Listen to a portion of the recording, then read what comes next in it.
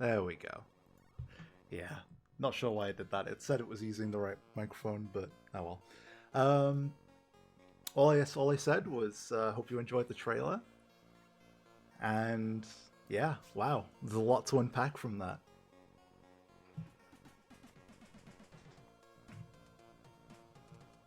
Oh, yeah, to the people mentioning that it says I'm playing League of Legends, I don't seem to have a way to change that from Streamlabs because there's no Infinitode 2 in Twitch. Wait, didn't see trailer? Wait, what do you mean? Wait, the trailer didn't play? It looked like it played perfectly fine for me. Oh. Wait. Okay, a lot of people are saying that it did play. Oh, with the question, are you a weeb? I wasn't going to take questions just yet, but I will answer that one. Yes, I am. I'll tell you what, for those who didn't get to see the trailer the first time, I'll play it again for you.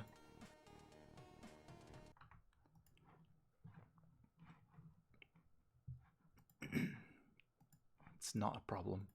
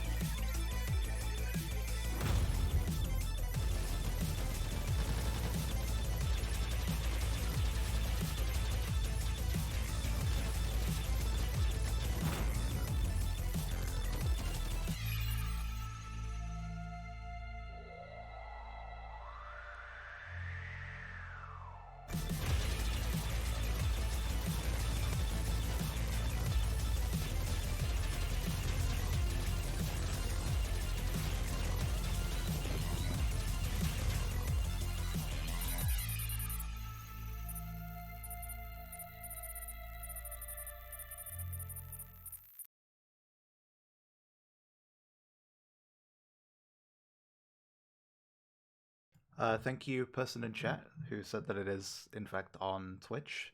I looked for it in Streamlabs OBS when I went live, but it didn't come up, but it is absolutely on Twitch. I should be broadcasting the right thing now. It's a very good trailer. A lot of exciting things in there.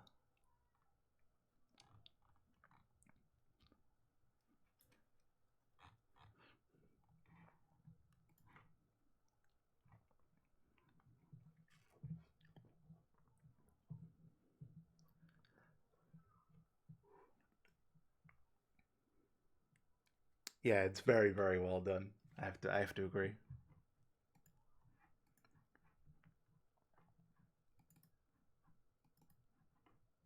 Okay, well, go ahead and show off a couple of quick things before we get into some.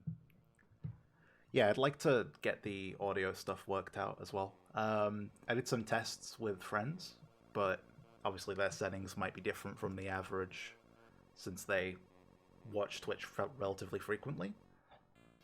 They probably already have that stuff set up. If I'm too quiet for a lot of people at 100%, I can fix that for you.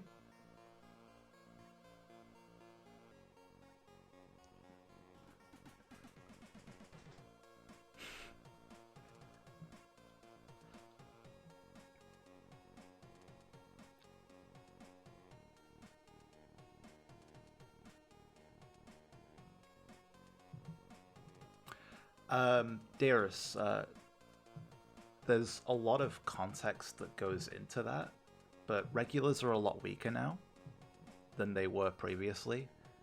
They have better counters in the form of other towers, which are now actually usable in most circumstances. Basically, it's just because the balance is better now. Though I imagine we will do some reiteration on the balance in the next few weeks while we're doing the public beta. Camera stuff is not a feature of the actual game. It's a feature of a custom build. It's something I've used myself. It's just a tool that we have.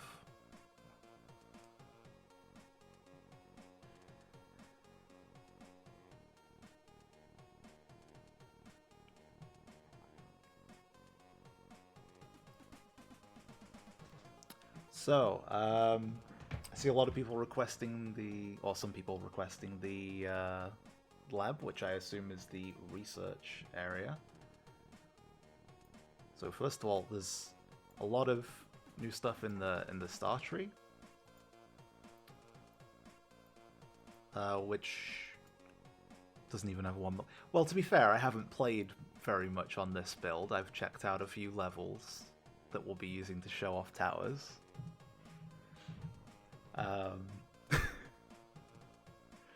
Imagine not having 1 million point trophy. But as you can see here, we've got a research tree for the Gauss rifle,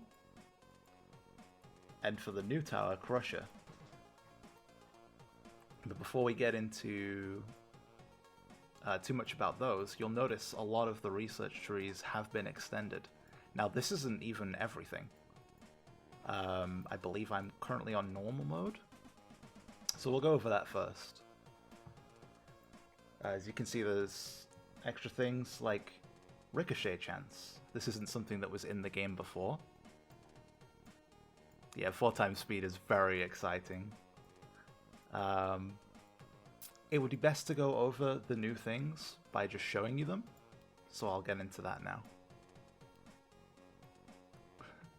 Hacked client. Yeah, well, I am a developer. Well, I'm not a developer, but I work with the developer, so I have the dev version of the build. So, we've got a few prepared levels here, courtesy of Rainy Cat. We don't need abilities here, where we're going. So I'll start off by showing... No, I won't be playing any specific levels except for new stages. New levels will be played, not by me, but by Densmarker, who many of you will recognize as the top player. I unfortunately don't feel confident in playing while talking to stream. Yeah, the ability grid is very nice. Oh, actually, I should take some abilities, because that way you can see that. So I will, in fact, use a ticket here. Oh, I already have them all, I just need to slot them in. We'll just slot some different ones here. Thunder's a good one. So you'll see in this menu already, Thunder, which was previously an ability that saw no use, actually is quite useful now, because killed enemies drop a lot of extra coins. That's going to help out a lot on certain stages, where economy is very important. Meanwhile, abilities that are used a lot, like Nuke for example, the penalty for using it is that the enemies will drop slightly less currency. And there's the new ability Overload, which I suppose we can show that at some point. Yes, there's also energy costs to all abilities, which will obviously affect when you want to use them. You want to manage the economy of your energy now. So abilities are less of a just spam them all towards the end, or when you need to build MDPS, and more of a... They'll still kind of somewhat be used for that. Like, you know, the identity of Windstorm and Blizzard aren't going to change, for example. But abilities that clear, you're going to want to time them with proper waves at high level. Bounty will probably not go too deep into now, because it's on a case-by-case basis. So the cost of bounty is different based on the difficulty percentage of the level that you're playing. So the average percentage of the portals. It can cost quite a lot in some cases, and not so much in others. Overall, the price has increased, but there's obviously a little more to it than that. Coin economy is definitely not going down, as far as I've been able to tell, because of the changes to auto wave call and things like that.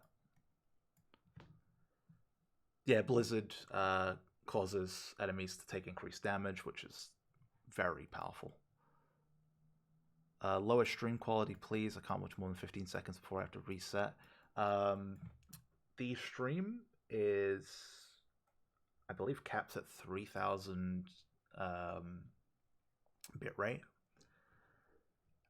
The only thing I can really suggest for you if you're having problems watching the stream is to just lower the quality yourself. You should have the ability to change the resolution of the stream, which should hopefully help you out. Oh, no, you only have two options now. I used to have quality options, but it seems like we only have two choices now, which is auto and 1080p, which 60 FPS, which is the source. Really sorry about that. There is nothing I can do. That is a Twitch thing. I used to have it unlocked, but because I haven't streamed in a very long time, I seem to have lost that privilege. Or maybe they've just changed the rules and now it's only for partners. Yeah, with subscription buttons. Oh, yeah, affiliate. Yeah, that's the thing. Yeah. I think I streamed before the affiliate thing. Like my main streaming as well. So let's jump into some sort of gameplay. So the new Ricochet ability on Basic. So there's two new things with Basic we want to really go over here. First of all is the chance for it to bounce between enemies, which is a very cool thing. Has a nice sound effect as well. Let me just make sure I have sound here. Yes, I do. Okay.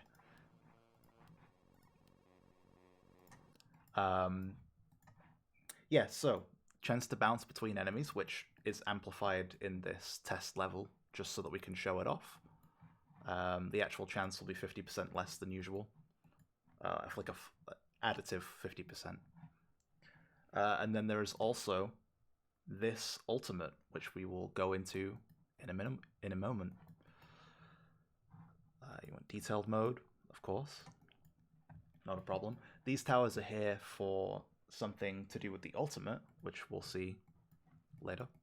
There's just no sound right now because I'm not playing the level, which we will do now.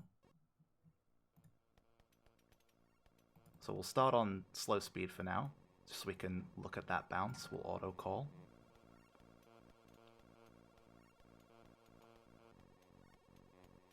So we'll see it's getting quite a few bounces, and unlike Tesla, it doesn't just bounce backwards, it can also bounce forwards.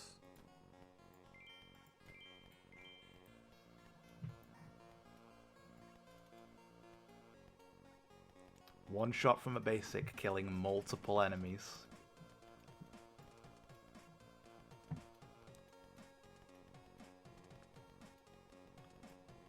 So that's obviously very cool. Yes, to a random nearby target, which I believe is roughly within a tile, but it seems like it's sometimes bouncing further. Not 100% on the range. Let's go ahead and upgrade that a little bit here. Also, you'll notice here the damage on large caliber has gone up. That's from research. So research will now allow you to improve the abilities of the tower. So for example here, large caliber's pretty good.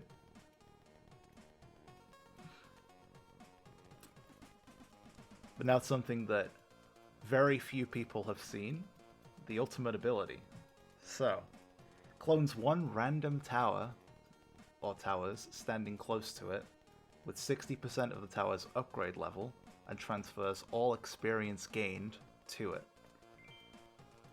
The other level 20 here is powerful, which is very simple. Just increases its power by 10%, essentially.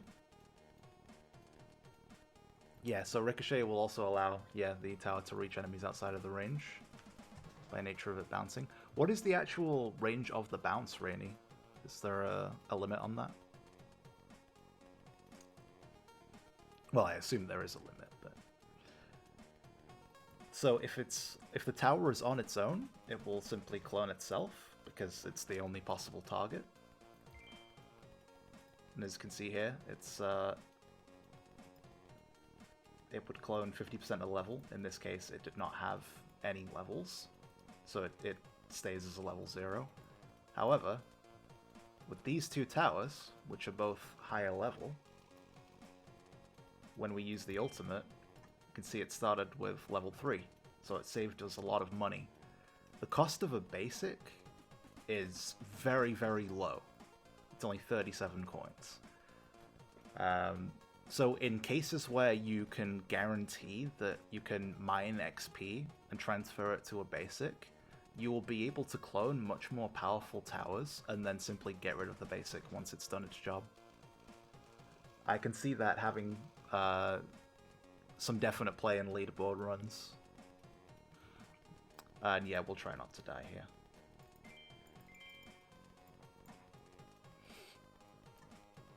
That would be embarrassing, of course.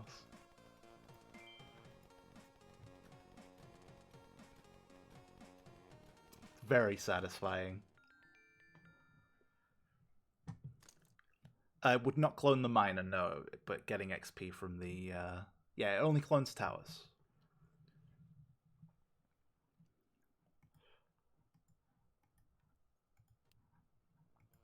You shouldn't lose any progress playing the new version, no. The only thing you will lose is leaderboard scores because they're all being reset because of the massive changes in balance. Season 2, and you'll get rewards based on your Season 1 performance.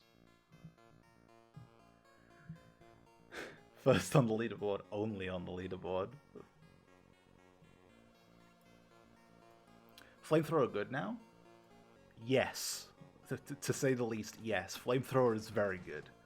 Flamethrower has an excellent endgame use. So I'll answer some questions about basic now. I see Rainy's already answering some, but any that I can help with, I'll try and chip in as well. Thanks to the beta testers as well for answering some questions. Really appreciate it.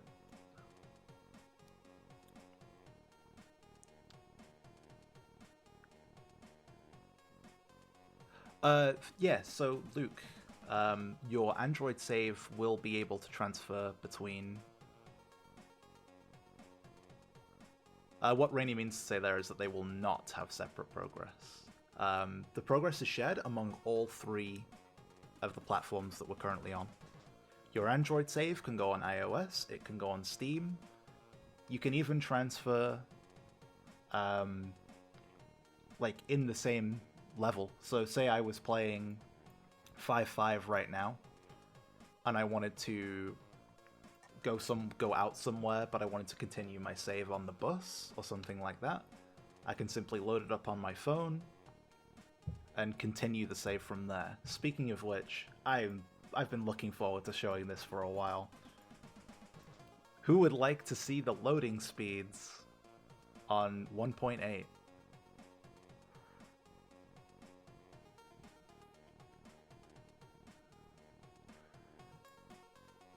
So we'll just throw any old stuff out here right now. Sure, we'll put a... Let's see. Doesn't really matter what tower we use here, but it could be fun to use laser, I suppose. But no, we won't use laser. We'll just stick with the good old faithful. The gameplay doesn't really matter here, so we'll... As you can see up in the top left, we're working with 240 FPS right now, which I have capped. It would go much, much higher than this. Oh, there was a lot of requests in chat. Crusher we will show later. But right now, so you'll see in the top left, we went from 30 UPS, which is essentially the engine tick speed, the actual speed of the game itself. So that was 2 times, so it went up to 60, of course. And now, thanks to the change from ×3 to ×4, as you can see, the engine speed has gone up to a full 120 frames per second.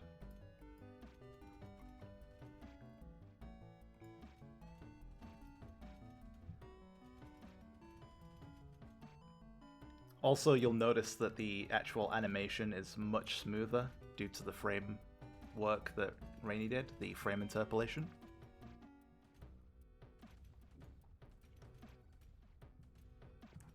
Very nice. Oh, so you can see here on the core the amount of upgrade points we have, which is very useful. Rainy absolutely is the best.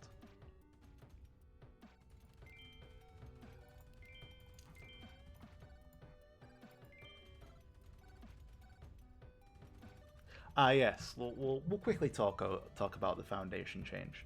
So Foundation previously on Canon had zero use outside of the very early game when you have low research, whereas now we've made a conscious effort to try and make it a much more useful and interesting upgrade later on in the game. Right now, because of the changes to explosion radius, which you can see in the changelog, I'll try not to go over that here because it's very in-depth. This will increase the piercing rate of the piercing damage values of the explosion. So explosions just become much more efficient if you take the Foundation upgrade. So it's something that's actually useful and will give you meaningful DPS in a decent amount of situations. Anywhere that enemies are going to be grouping up a lot, which is most maps. Shrapnel, still the same old shrapnel, still useful.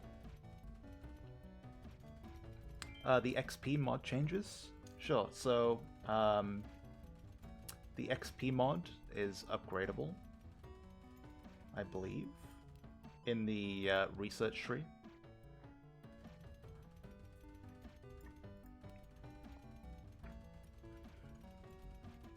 I'll probably go over that later. Already can talk about that in chat. Oh yeah, the balance mod, not the experience mod. My bad. Yeah, the balance, so the experience mod I think is upgradable in the research tree, right? But in game, the balance mod is upgradable, so we can show that off right now. So right now it would, if you set it to upgrade, it will then take the experience that is given to it, and I suppose we can do that right now.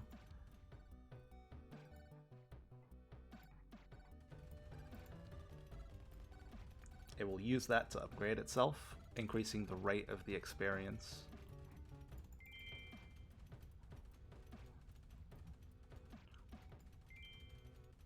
So you'll see it's now gone from transferring 3 XP a second to 7. And the next level it will do 15. Yeah, we can show Overload here. There aren't very many enemies, so what I will do is instant auto call.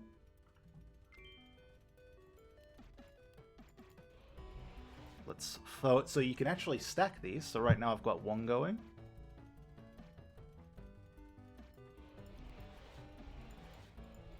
This will probably overwhelm. I think I did just about too many, but you'll see it's also massively increased the speed of mining. We're getting more score, or would be. We're gonna die now. That's actually a bit of a problem. I used too many. That's okay. That will happen to you as well. It's all about finding the right amount, but stacking them does have good benefits. Absolute noob, honestly. Okay, we'll take a request. Apart from Crusher Tower, which would you guys like to see right now? So I can actually show the loading. Yeah, the search modifier now gives extra range. So I think it's 4% by default, and then it's upgradable. Laser or minigun? I think let's do laser. Laser's nice. Minigun, the main changes for minigun are related to the ultimate. I would like to show that in specific map. But sure, we can throw down a laser here. This time we won't forget the actual point. And so by default, the laser no longer pierces enemies. However, it has a much higher base damage as a result of this. I think a lot of the time you are going to want to take high frequency so that it can pierce again. But it will no longer infinite pierce. Also, yes, of course. We can see the leaderboards right now for, as you can see, I have barely played. I'm very sorry. Most of my time was spent in either custom maps or runs that I did not finish.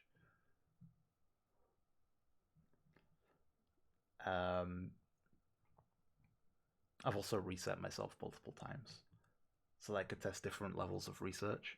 But yeah, as you can see, Aka on top. There's been a lot of competition in the beta between particularly Aka and Sprylos, which is very nice. So the angle of the mirror system, we'll start gameplay. The angle of the mirror system has been changed. Could also zoom in a little bit here. We should definitely show this. I should have done that from the beginning. Whoops.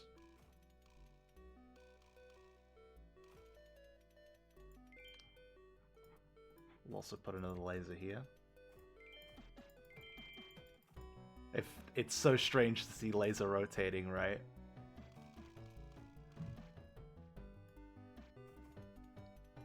Now obviously it's not good against some of the enemy types that are here, but that about proves the point. We've got some frames to load here. Now normally, 16 waves, it would take around the same time as it took to play that to load it back up.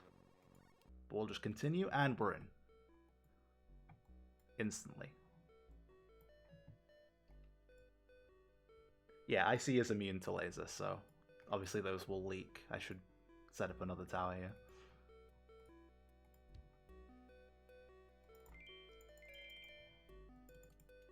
Yeah, that was just instant.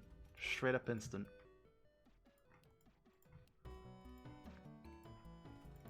Zero loading time there. And even with much longer games, you'll find that it's still almost instant. Factory is not in 1.8.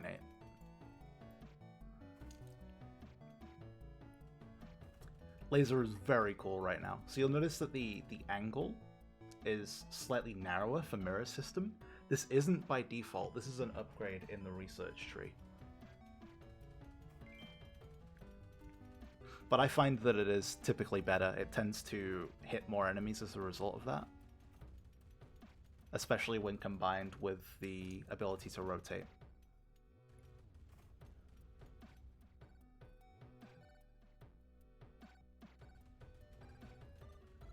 Dev mode will not be available for players. However, dev mode for modders who know how to get that, you'll find that your experience trying to modify the game will be much more pleasant.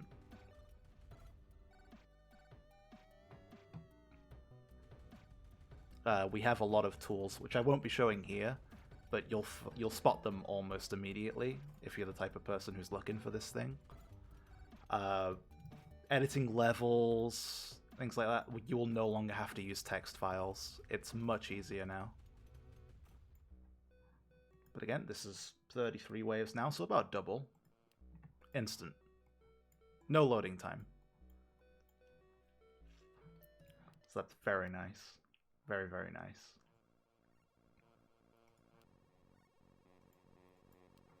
Alright, so we'll showcase some of the sniper stuff now. So by default, sniper can no longer have 100% crit chance. Well, just overall, it can no longer have 100% crit chance. It's capped at 90. This is because it was essentially just a permanent damage multiplier that was always active and didn't feel meaningful compared to just having the tower do more damage by default.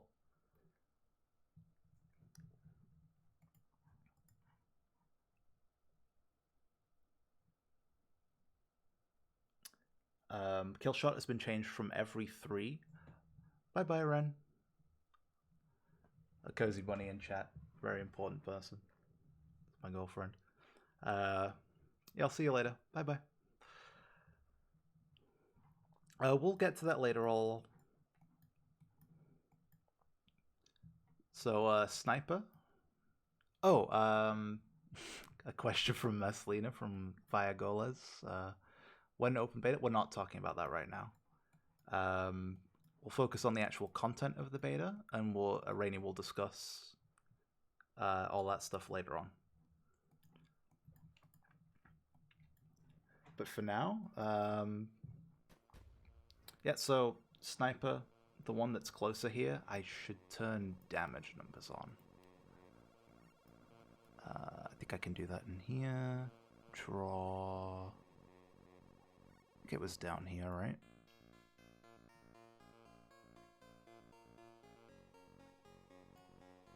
Should be able to draw damage. Damage particles enabled. There we go. Whoop. So we can see that if we go ahead and actually get rid of this tower, we'll be able to see... Oh no, it already has its ultimate, so never mind. Yeah, these towers have the exact same stats. However, this one is doing 226 damage, while this one is doing much less. 190. The reason for this is its ultimate ability. At maximum range, it will deal much higher damage than usual, up to, in this case, 57%. I believe it scales with level. Oh, not in this case. The closer it gets to the tower, the more normal the damage will be. Further the range, higher the damage, essentially. Enemies killed within a critical shot within 3 tiles will also explode, so it has some use in short range as well. So in this case, if we juggle the aggro here so that it stops shooting, we don't have any grouped enemies, unfortunately. It's a lot of strongs right now. But this has an explosion radius now, if it kills an enemy within 3 tiles. So it has both a good use in close range and long range. More damage in general at long range, so good for like killing bosses and stuff. And then some % health damage as an explosion if it kills in close range, which is very nice. Very, very nice. Overall, Sniper feels much better than it did previously.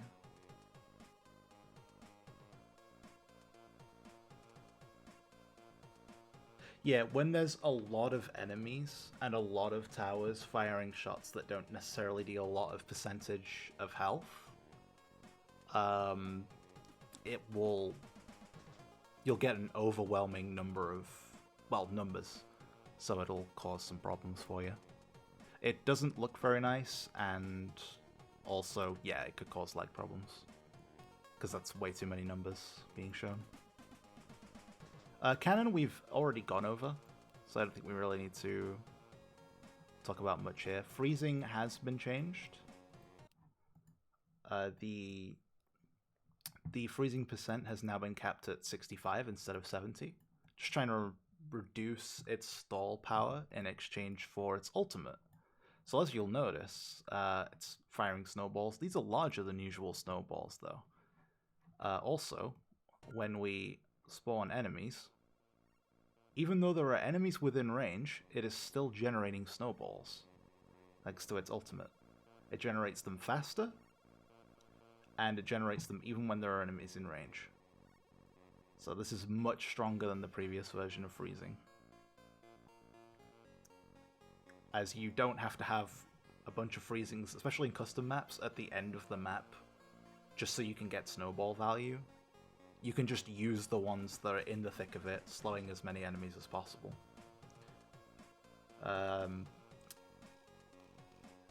then yes, I believe this is just a visual difference, like it looks bigger to show that it's more powerful.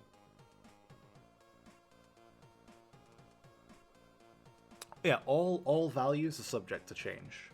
Values being uneven doesn't necessarily matter. That said, didn't show Cannon Ultimate? That's a good point. I didn't. You're right. You're absolutely right. The Cannon Ultimate is very important So, no spoiler, we'll just, so as you can see, it's placed some mines on the ground here.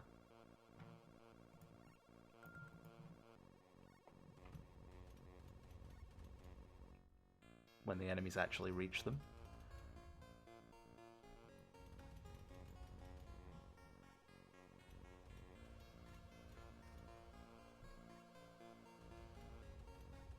So when an enemy does eventually reach the mine, it will deal 460% of the tower's DPS.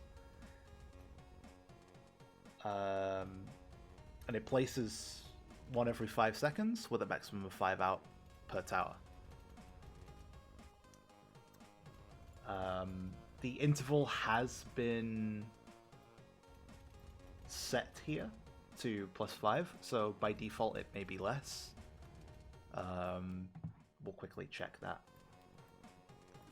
All of these levels that showcase things have custom values, just bear that in mind.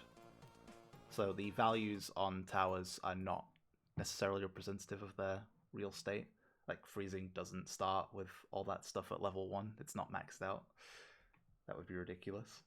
But yeah, usually it's every 16 seconds, but this may scale with something. It doesn't in this case. Some things scale, some things don't. It should tell you when it scales, if I remember right. It has a little thing at the bottom. Yeah, that's what I said, Aka. Yeah, the 5 seconds overwrites. It sets it to 5 seconds.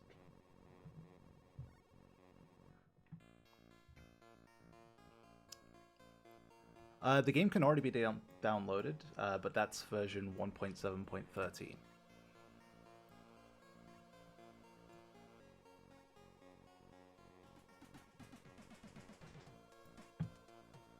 That's fine, Aka, don't worry about it. Maybe I just didn't explain it properly. So next up is Splash. We'll try and get through these a little bit quicker. So, this one's a very nice one. I do like this. As you can see, when an enemy is killed by the Splash, it releases more bullets. This is essentially a massive range extension. Oh yes, also achievements. And that wasn't just a do a certain amount of damage achievement. Timmy, very nicely timed question. It just got answered. That is really good that someone asked that as it was about to happen on screen. I love that. There is a little bit of a delay, so obviously that person asked. But for me, it's already happened. That was very satisfying. But yeah, look, so the Splash, even though its range ends here, by the way, on Windows versions, hovering over the tower will show you its range. It's very nice. As you can see, it's killing things all the way over here. Its effective range is increased to right over here. It could hit things on a path that it's nowhere close to, which is very, very cool. It also does pretty decent damage. As a result, it can no longer hit regulars, which have been made weaker to other towers, and just in general, it's a weaker unit now. Go through the chat here. Splash is going to be absolutely crazy in certain places, but it's no longer a build one of and forget about the game type tower. We've tried to make it so that you need as many towers as possible without it being gratuitous and awkward to play.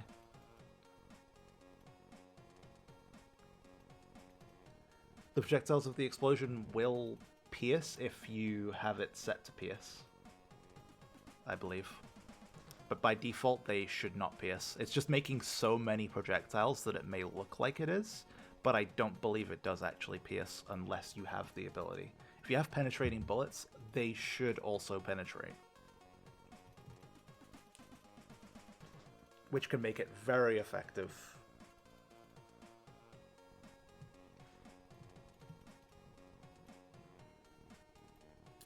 That's about all we really need to show here. Other than that, mostly it's just numeric changes, which you can go over in the changelog.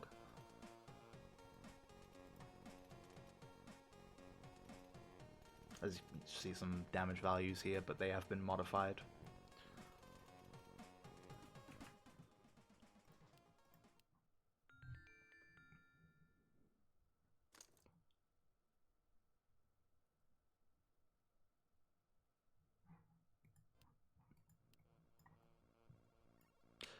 Flamethrower is coming up soon.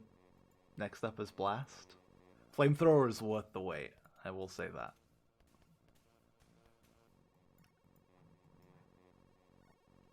So, Blast has seen some of the most significant changes in the game. It now has a cap on the number of enemies that it can... well, on a per enemy basis, enemies can only be stunned or knocked back, I believe, 10 times. So even if you have 20 blasts, an enemy will only get stunned 10 times. How am I playing on PC? I'm playing a custom Steam build, essentially. I'm not playing it through Steam, but it is a build that would be played on Steam. It's just a modified version of the client to include dev mode. But I can and will show the Steam version once I'm done going over the towers and stuff. I also plan to do a side-by-side comparison, which I have set up, between an emulated version of the game on 1.7.13 and the actual Steam version.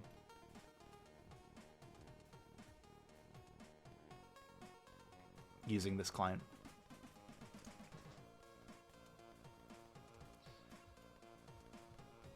We won't be answering questions related to the actual release of the beta, because that's kind of already been answered.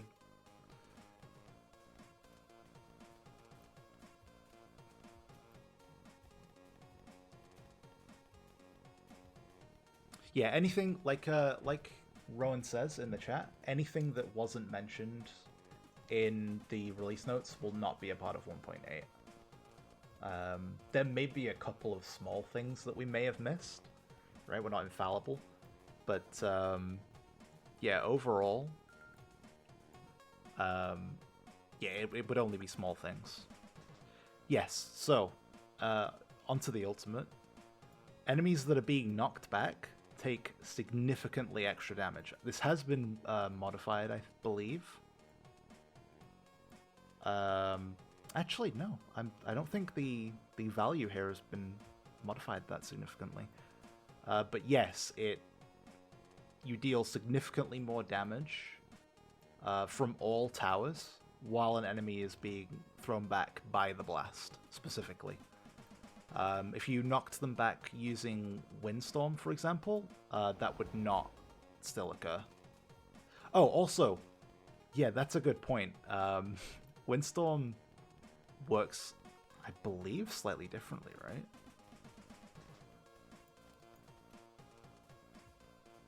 I think it has its own modifiers.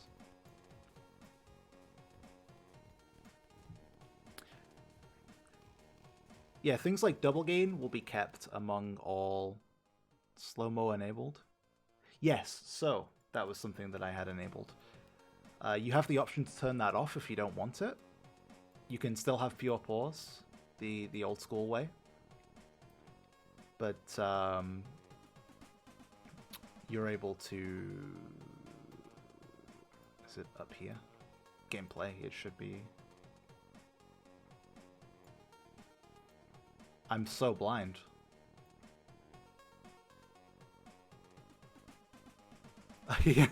Down at the bottom. Why can't I... Oh, there we go. Slow motion pause. Sorry about that. Yeah. So if I turn that off, I go back to the usual usual pause right here. Oh, by the way, even when you have slow-mo pause enabled, when you return to a level, it will still use the original pause. So it won't just start auto-playing the second you get back into a level after continuing. It will use that regardless of your setting. But once you resume the game, it will go back to slow-moing. In my case, I have it set back to normal pause, so it's just normal pause no matter how many times I change it.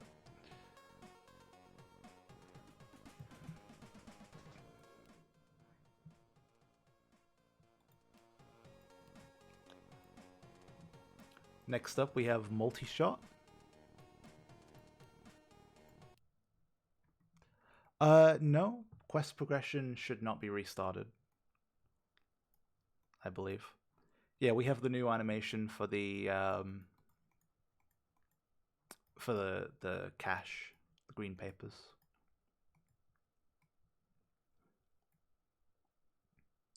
Yeah, as Rainy says, the only thing that should ever be reset is just in case there's people who aren't reading the chat.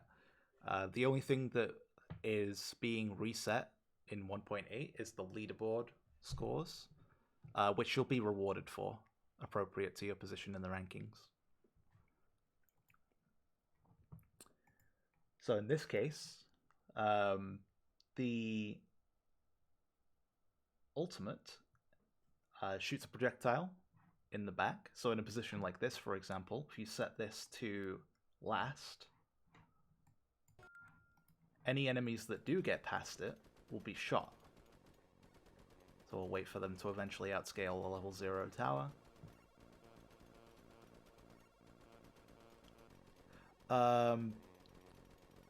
You will still have to buy the Steam version even if you bought Double Gain. Unfortunately, it's... But as you can see, sometimes when it's shooting over here, it shot some that were coming out here. Yeah, it was hitting some there, because new ones spawned. Now that we have better range, it should be more apparent.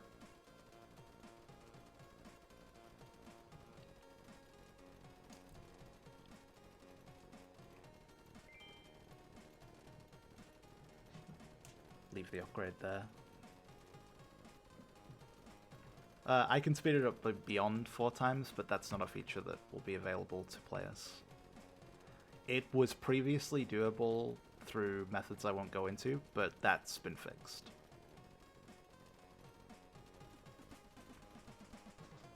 As it's no longer necessary. Since the game no longer lags, you don't need to go above 4 times. You want to see me overload? Go on then. Should I stack some more overloads? It increases the timer as well as the effect.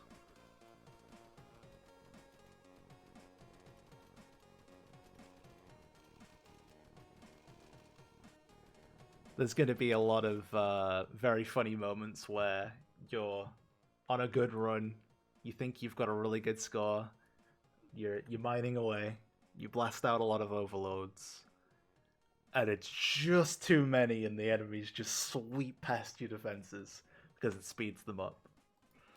There's going to be a lot of fun stuff like that, where you just get overwhelmed by it. As you can see, we got an achievement, presumably for killing enemies with the back of the multi-shot. Yeah, it's really easy to do. I had a custom map game where I was trying to get as many enemies on screen to test lag. And wow, when you stack 10 overloads, they are really fast. Like, you just die. You just die. I was seeing a lot of comments from people like Dens and Spriteless on like being able to do 9 overloads, but then 10 being just too many, and it goes from being usable to just ending the run there and then.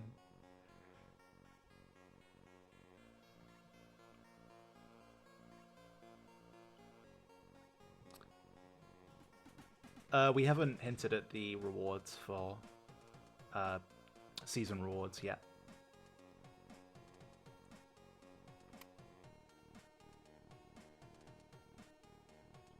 Oh, so yeah, Gallus. The oh, Goles, not Gallus. That's sorry.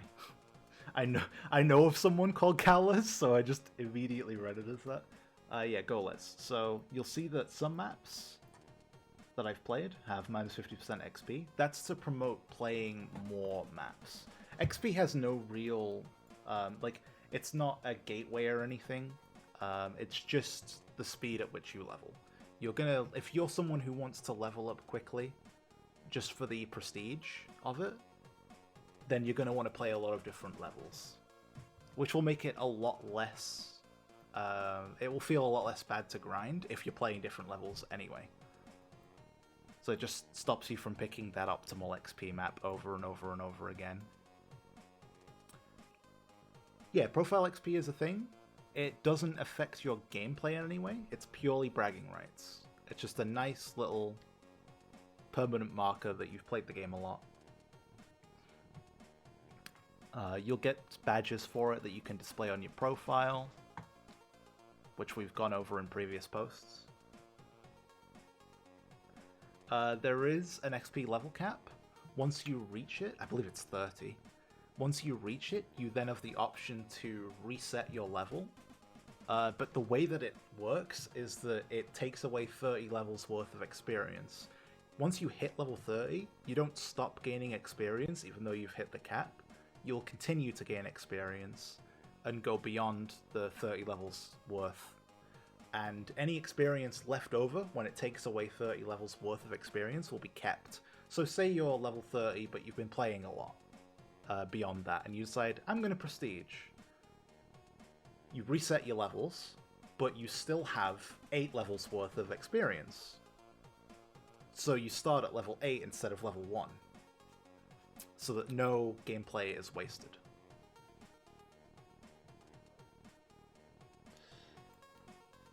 A lot of people being very impatient in chat, wanting to see Stage 6. I understand. I completely understand, but we're going to go over the towers first. Because a lot of people want to see what each tower can do now. We're on to a particularly interesting one, minigun. This is a very nice one. As you can see, it's spawning new towers.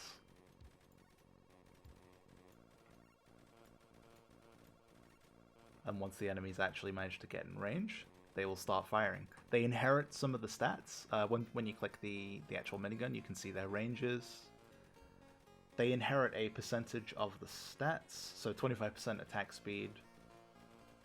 I believe it's the same damage per hit, based on the wording. But yes, it's very cool. Minigun actually has some very nice style now, and it's very useful. Massive increase to the damage of the tower. Yes, they will always spawn on the center of the tile. And in cases like this, where there's a lot of road tiles nearby in many of the story levels that the enemies don't even path on, those have a good use now, because those, as well as just looking like being there for the design's sake, they're also good placements for the minigun. It won't spawn a minigun on a tile that an enemy is occupying, I believe. But yes, very nice. And then obviously if I improve that, all of the existing towers have their stats reflected immediately. You don't have to wait for them to be replaced. They will not spawn on top of each other, no, Red Snazer. But the stats will be updated immediately instead of having to wait for a respawn, which is very nice. Yeah, I believe they use the same target rules as the initial tower. We'll see if we can check that now, but I believe that is the case. If we set that to random or something, and then try and get a lot of towers involved.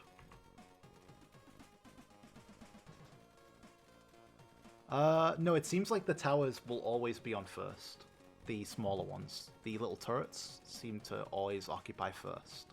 Whereas the tower can be obviously manipulated as much as you want. I don't think there's actually a cap, Mike, but players won't have access to that, so. You can just keep hitting the button until the game crashes, essentially. The miniguns probably will not be affected by search. I'm almost certain that that's the case.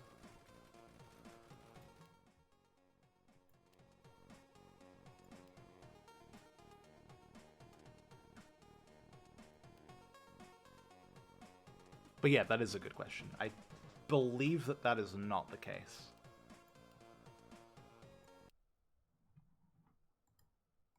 I don't think they're affected by any modifiers. Except for the ones that are affecting the initial tower itself. So possibly search might work. That's something you'd have to ask Rainy.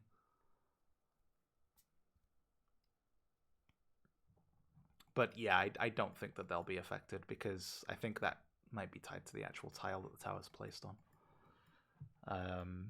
Like the type of tile. I don't think road tiles look for those things. Yeah. So you'll notice here, the poisonous cloud range is now much more visible. And has a much longer range. I don't believe that this is... I don't know, it is being affected, actually. Or is it?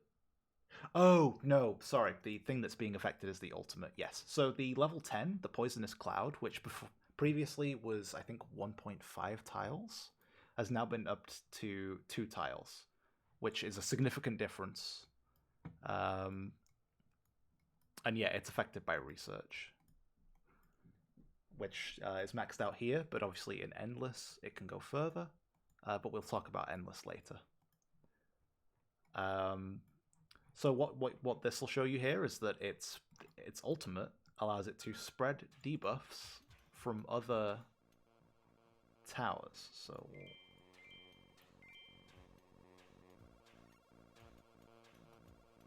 as you can see, it's when these die, it's spreading the poison to the enemies up here. Similarly, when it gets the ability to hit these in range, when it kills them, if they were stunned when they were killed, it will stun all of the nearby enemies.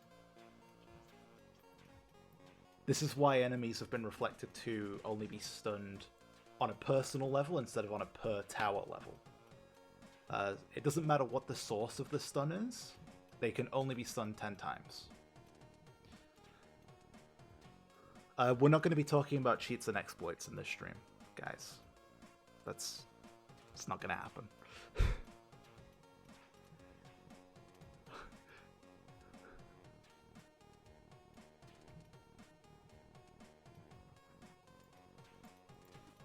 But yes, this is very nice.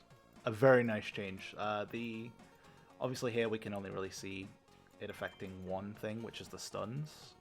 But it affects every debuff in the game.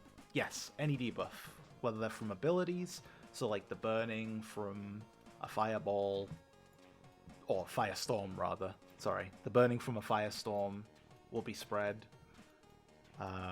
Yeah. And it's a way to theoretically extend those effects because it increases the rate, the duration of the effect by, in this case, up to 42%. That might have been edited here. Again, any numbers aren't necessarily the same.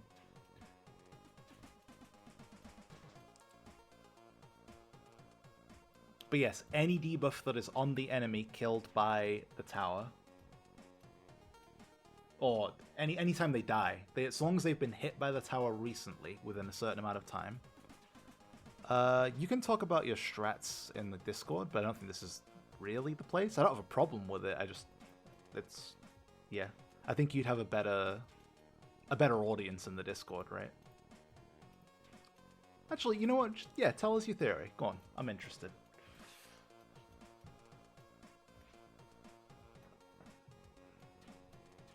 I'll be your audience, at least.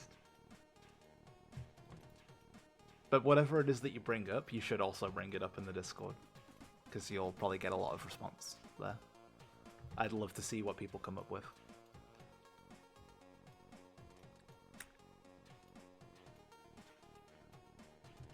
Potentially, yeah. Venom's projectiles now redirect to other enemies when the target enemy is killed instead of disappearing. Yes, I believe they do. Yeah, if the projectile is mid-air and the enemy that it was supposed to hit dies, it should redirect.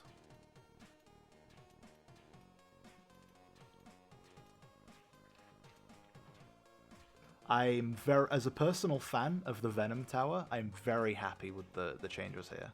Like, I've been a huge fan of this tower from the beginning of me playing and unlocking it. It's easily my favorite tower in the game. Very, very happy about its ultimate. It's got a lot of potential. a lot of potential.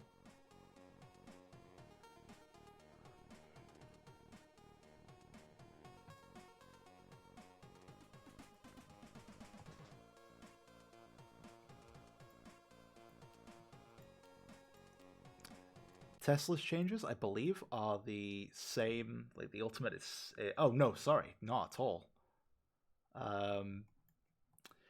That was a previous version I was thinking of. The Tesla, you're gonna like the Tesla one. I won't even spoil it. As you can see, we have ball lightning spawning. When the tower deals enough damage, equivalent to... So it doesn't have to kill enemies, it has to deal enough damage to enemies, equivalent to killing a certain amount. And then it will spawn a ball lightning that scales with the tower's stats.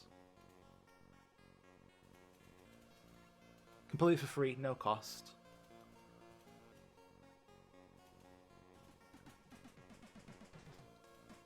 It doesn't have to last hit enemies, it just has to deal damage. As long as it's dealing consistent damage, it will receive this effect. It's really good.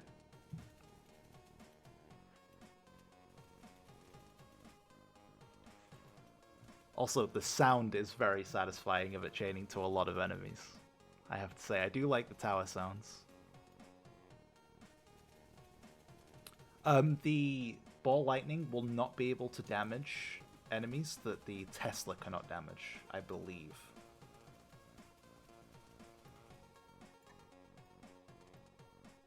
We'll just quickly check. Yeah, so like an armored, for example, I think will be immune.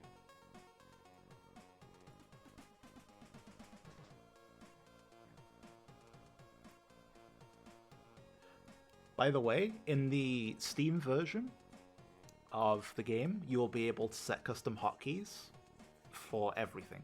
This is in the changelog, but I felt like bringing it up. You can change all of the hotkeys. They technically existed before, but you had no real way to access them as a typical mobile user.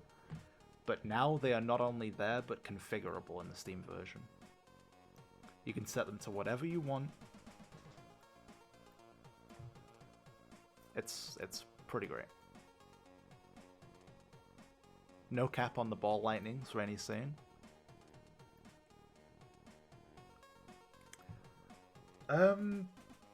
Rotom, if... I can't speak much to the international issues like that, but I do know that certain regions, like for example, China, they curate their Steam differently based on the laws in that country and all of that stuff, and they have their own criteria that's outside of Steam that they then apply to their Steam. If the game isn't showing up for you, it may not be something we can control.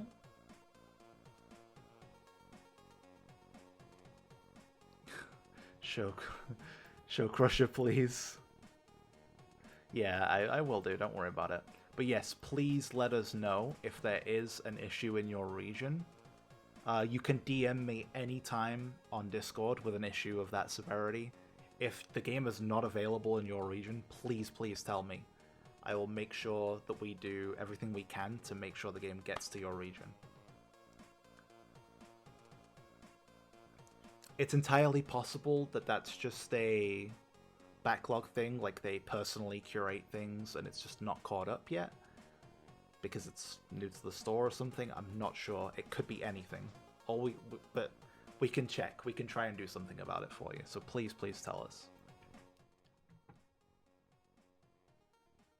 He's going to Brazil. Yeah, he's gonna go personally to the offices and give them a good talking to.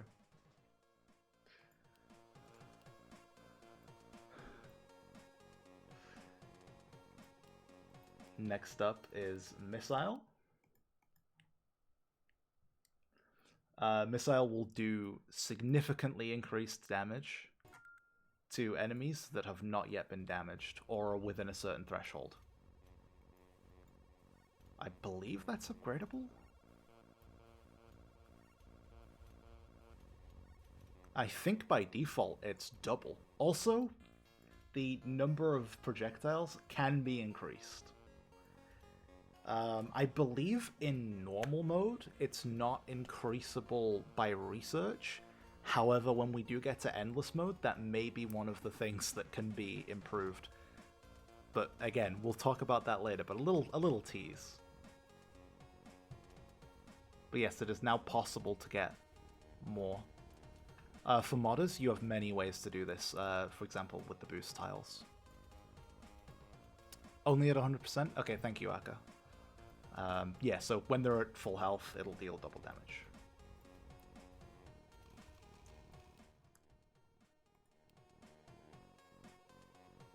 We'll try and get through these a little quicker. Now we're finally on to the one that people have been waiting for. Flamethrower. This one is huge. This is absolutely huge. Flamethrower is probably my second favorite ultimate in the game. It won't be immediately obvious what it's doing because of the low HP values, so I'll speed this up a little bit, as well as boost it.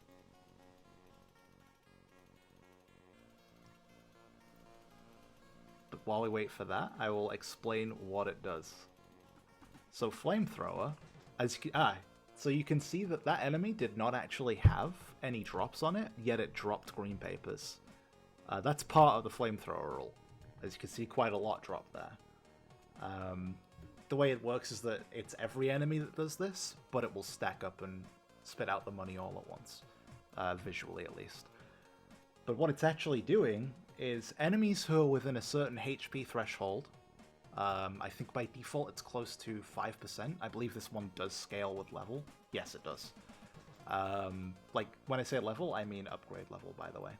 Not XP level. So based on the upgrade level, it will immediately kill enemies that reach a certain threshold of HP. And in doing so, it will also give you green papers.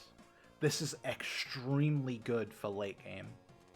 You will always want to have a flamethrower in your long runs. Always. It is an amazing tower. Even at 5%, that's a lot of health to just wipe away instantly in the end game. Anyone who's been on the leaderboards for a long time will know the pain of watching the health bar barely go down, and then being almost dead and taking a long time to die. Flamethrower just eliminates that.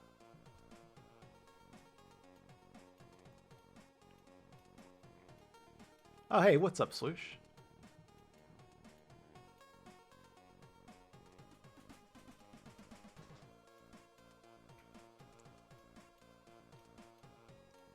Actually, I will take this time, I'm going to make an announcement specifically about it, but I will take this time to give a huge shout out to Swoosh, Euphoron, Aka, of course, who is Akarific in this chat, and Sprylos.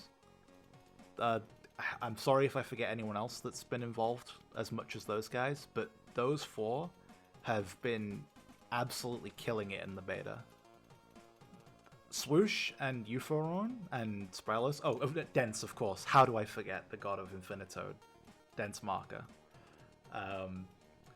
They have contributed so much, both to data gained for us to be able to like balance the game and fix bugs and things like that, but also, you know, the compendium has been completely rewritten by them. Shout out to Swoosh especially for that. Obviously, it's his baby, but Euphoron has been a massive part of a lot of that as well.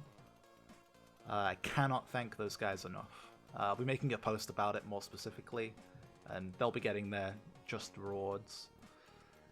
But yeah, big thank you to all of those guys. And thank you to all of our testers, of course. But there are some who really went the extra mile. Yeah, it has to deal damage to kill the enemies.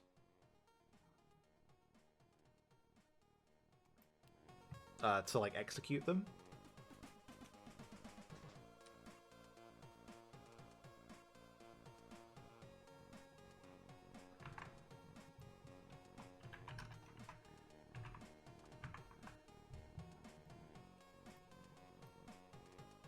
Yeah, we really couldn't have done it this effectively and this well without them. Like, they were a huge, huge part of the beta. And Apocalypse, yes, of course. I thought I was forgetting people. Dense, I managed to somehow forget you, and I mean, you know I hold you in pretty high esteem. But yes, thanks to the beta testers. Huge, huge thanks to the beta testers. Laser, we have already shown it, but we'll show it again. This is 2 different modes of the laser. Having it rotate is amazing. Can I write here?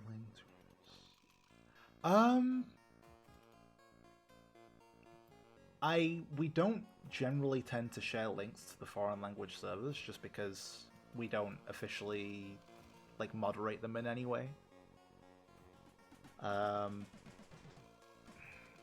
I'm tempted to make an exception purely because the Russian community is such a large part of the player base.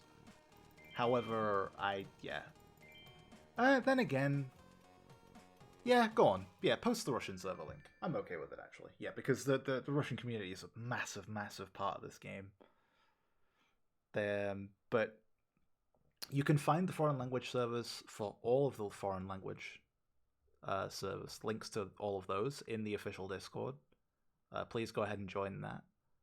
But I would also like to give a shout out to Golez, who reached out to me earlier. He's currently translating between me and the Russian server. He's provided some questions in the chat. Haven't been able to answer all of them, but some of them have been answered, which is nice.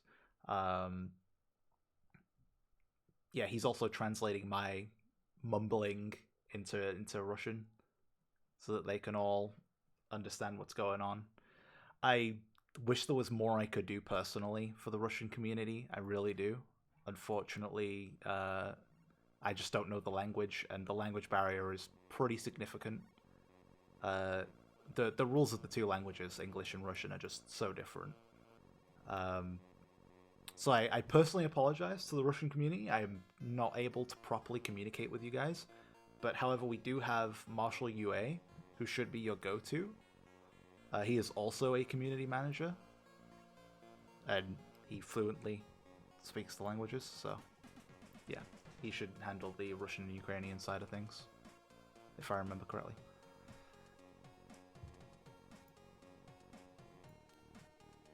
Oh, I didn't talk about the Laser Ultimate. I'm sorry. I just realized.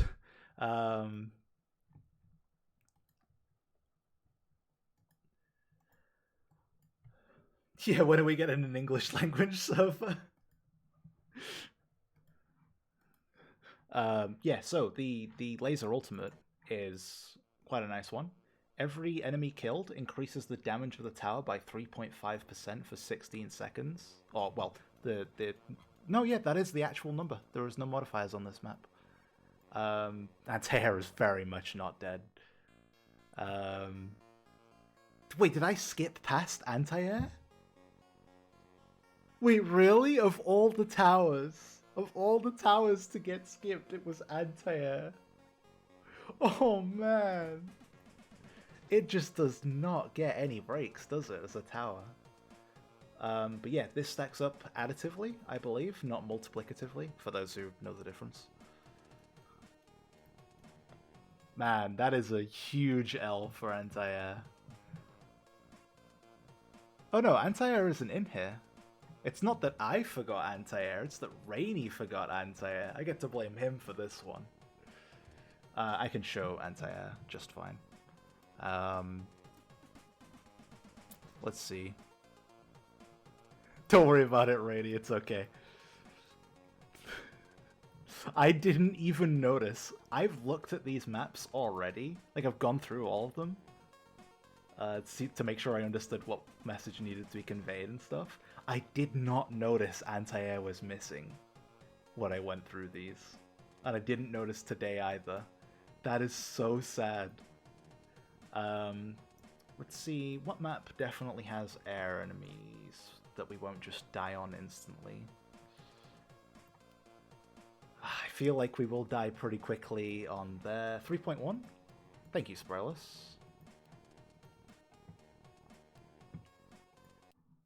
Anti-air is actually quite good. So the base values on some of these have gone up, I believe, and they're also upgradable with research in certain cases. Foundation, I don't believe we were able to come up with anything for anti-air just yet. It will see more in the future, I assume. I feel like we will probably improve the foundation for this tower too.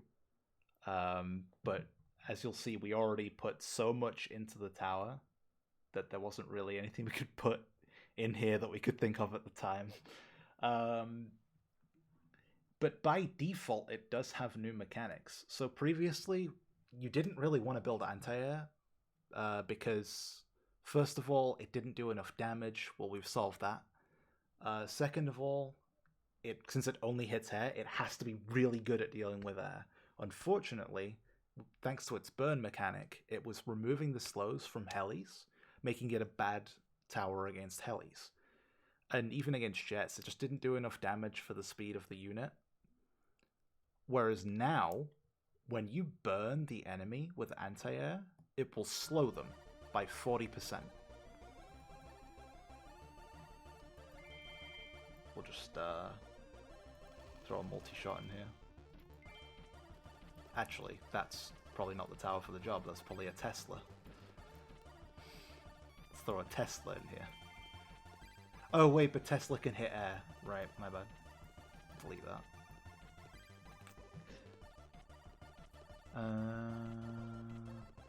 Yeah, Blast. Blast is okay. Blast does good damage. We use Heavy Shell.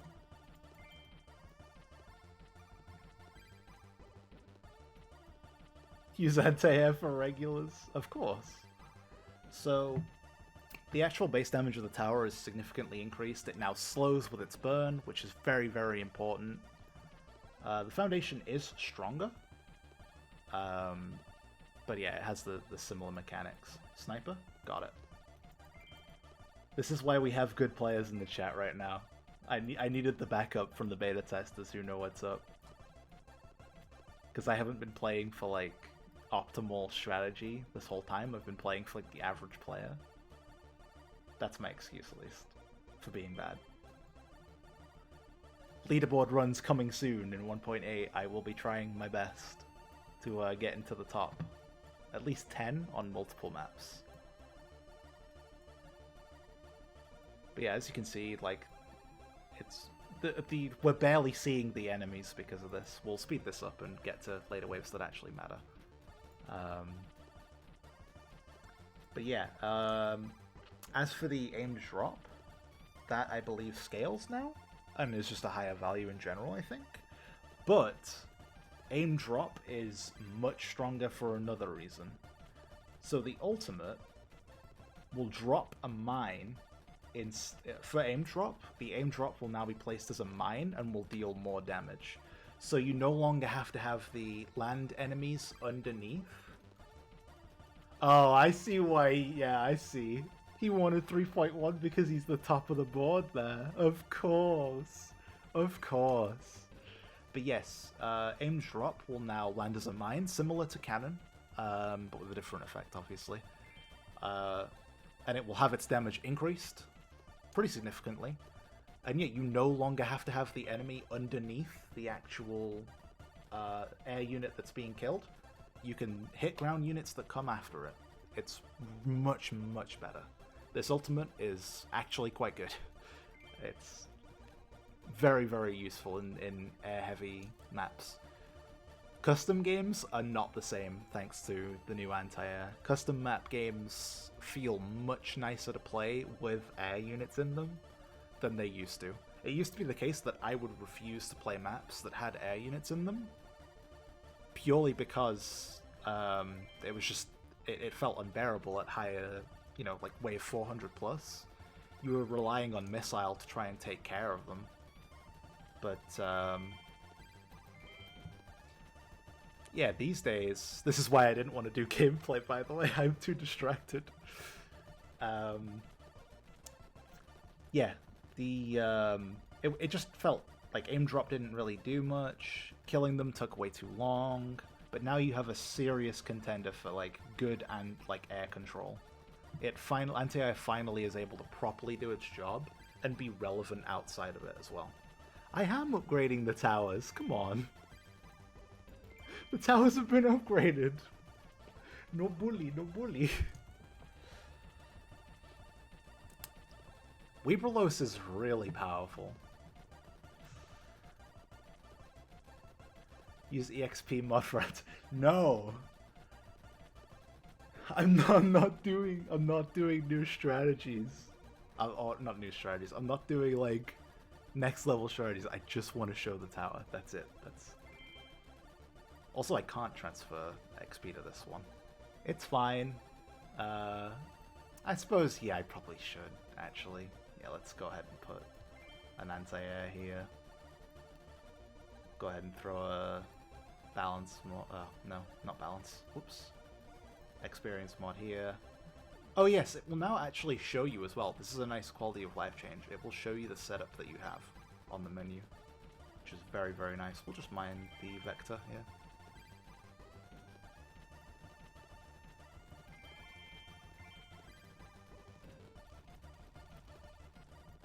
Oh dear.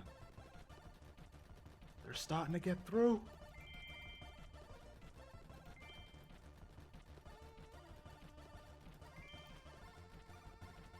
Choose upgrades. I know. I can't concentrate on the chat and the game at the same time. I'm so sorry, guys. Guys, please. No bully. This is why I really didn't want to play. I've gotten gameplay of the stage 6 levels from Dens purely because I can't do both. So I'm having to think of what I need to say, then I'm reading the chat, and then I'm trying to play the game, and I can't do all three at once. I can't do all three. I'm sorry, I'm too bad at this. I have not streamed in years, and even then, I used to be awful at that. It's really hard to focus on all three at the same time. I truly apologize for my awful gameplay. Believe it or not, I am actually quite high ranked on maps that I've tried. Basically just 5.5. On 1.7.13. Like but I am bad at this. I'm very bad at this. I will happily admit that. Yeah, believe it or not, you do actually die when HP is at 0 or less than 1, as Minecraft says. Minecraft.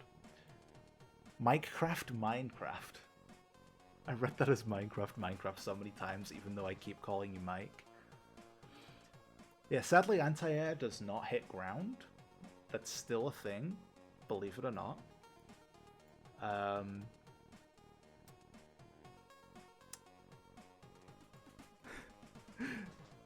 Guys, please, I'm not using console to cheat, just so that I could overwrite the fact that I suck at this game.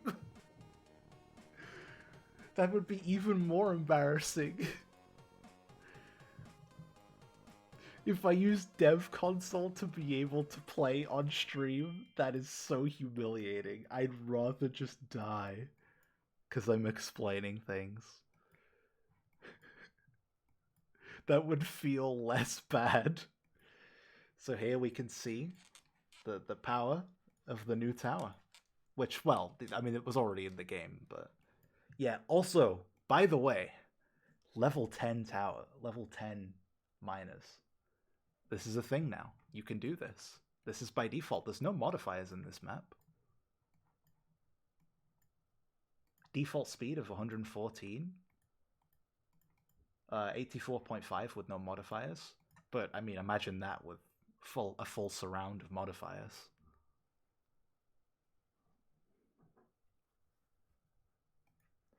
These may have been placed as level 10, but I do know that you could do level 10 in Endless.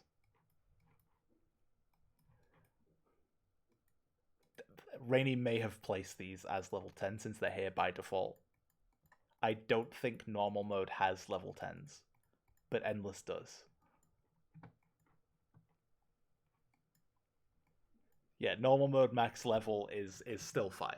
It's just that because Rainy placed these ahead of time, in the actual map config, they're level 10. This is just so we can show the maximum power of Gauss, like firing like a machine gun, essentially, and getting as much damage as possible. It's charging. The recharge is still, obviously, its main source of delay, but it will always have ammo. It's essentially just on a 5-second cooldown. But man, that is so satisfying. I do love that. But, so onto its ultimate. Every enemy killed... I'm looking at the wrong thing here. So as you can see, every time it kills something... So I'll turn auto wave off here.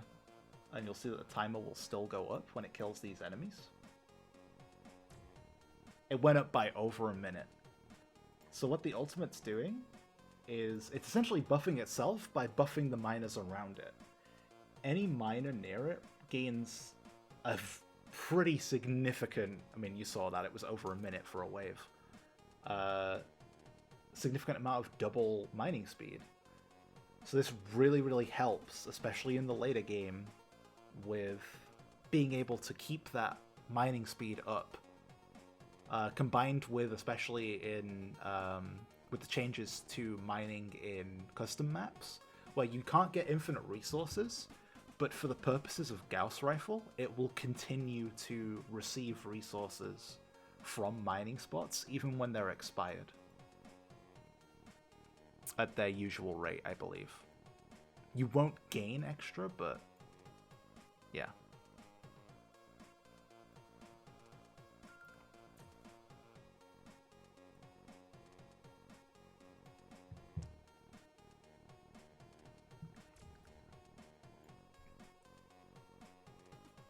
It's just a very, very good way of keeping its uptime at a minimum.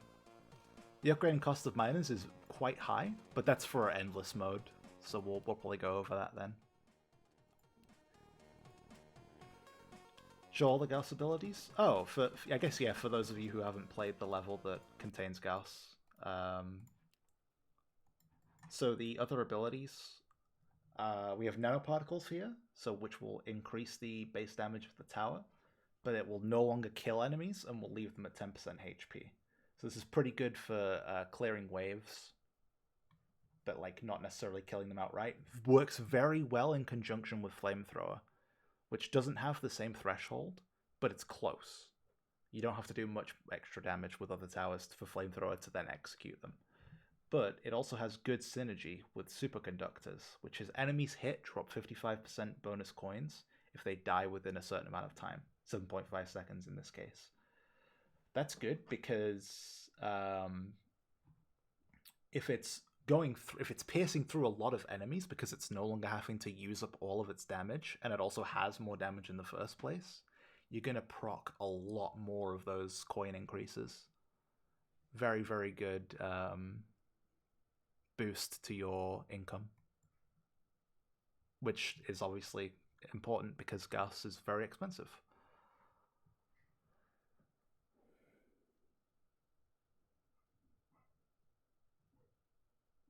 Reading the chat here. We'll continue to play the level just so we've got some music in the background instead of silence.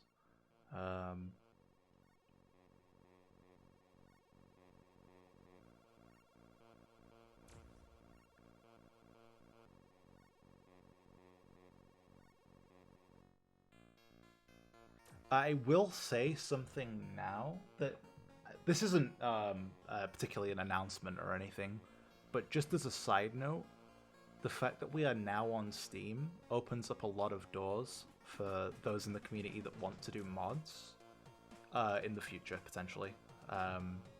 We don't have anything to really speak about there, but just being on Steam is valuable because it gives us access to the workshop potentially in the future, if we decide to go through that route.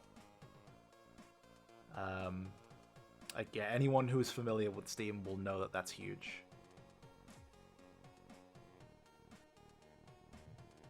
Yeah, BlueStacks is completely invalidated at this point, because, well, why would you play the BlueStacks version when the Steam version exists and is better? Because emulating the mobile version will never match up to Like, even a 1.8 emulation will not match up to a 1.8, like, native PC release. Because of just how optimization works. Yeah, essentially you will use BlueStacks if you can't afford the price of a double game.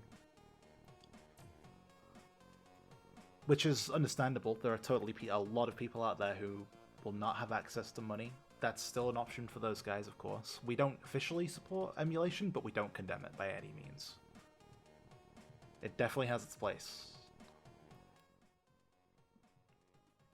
Oh, I didn't show the rest of the abilities. So this one burns XP to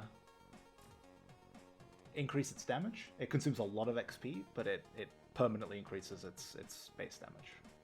Or based on the base damage. Which is pretty good for, like, long runs. I think my personal favorite combination is superconductors and nanoparticles, personally. It's a level 10 ability. It's, I don't know what the name for the level 10 ability is, really. Like, I don't mean Overload, by the way, because it's on screen. I mean, like, the name of the tier. I forget what that is. If it even has a name. But yeah, every 4th shot stuns enemies and causes them to explode. The first enemy that it hits will explode when they die. So if it has Pierce, if it pierces a lot of enemies, it will only apply this to one still. But they will explode for a percentage of their HP, which is really, really big. Anything that scales with the enemy's health percent is very valuable for long runs. Because it has essentially infinite scaling. Which, the whole point of the Gauss rifle is that it's an infinitely scaling endgame weapon that you would want at least one of in basically every long run of a game. And potentially in some short ones, depending on the map. Yes, because it is a debuff, as Rainy is saying in the chat, the Venom Tower will spread that explosion debuff. If it has the poison on the enemy. Which is absolutely huge. You can get some very nice explosions going with that combination. Again, just overall, a lot of these changes really speak to trying to use multiple towers, not necessarily for their damage values against enemies, but also for the utility that they bring to the game. Venom spreading debuffs like stuns, and the explosions, the coin income.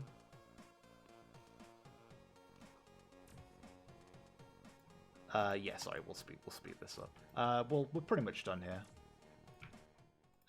So now we'll look at the final tower. This is it, everyone. Let's see the Crusher in action. This one is very exciting. I am a huge fan. This is maybe my 3rd favorite tower. Or maybe a 2nd, come to think of it. Venom is still always going to be my favorite. We'll speed this up a little bit.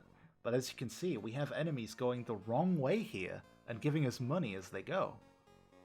This is thanks to the ultimate ability of the Crusher, which converts them to our side temporarily. Any enemy that they hit, they will deal damage to. And the further that they travel, the more coins you will get for them. This scales with the tower level. So right now, you can see we're getting a pretty decent chunk of change. But, as we upgrade the tower, the rate of the coins is going up significantly.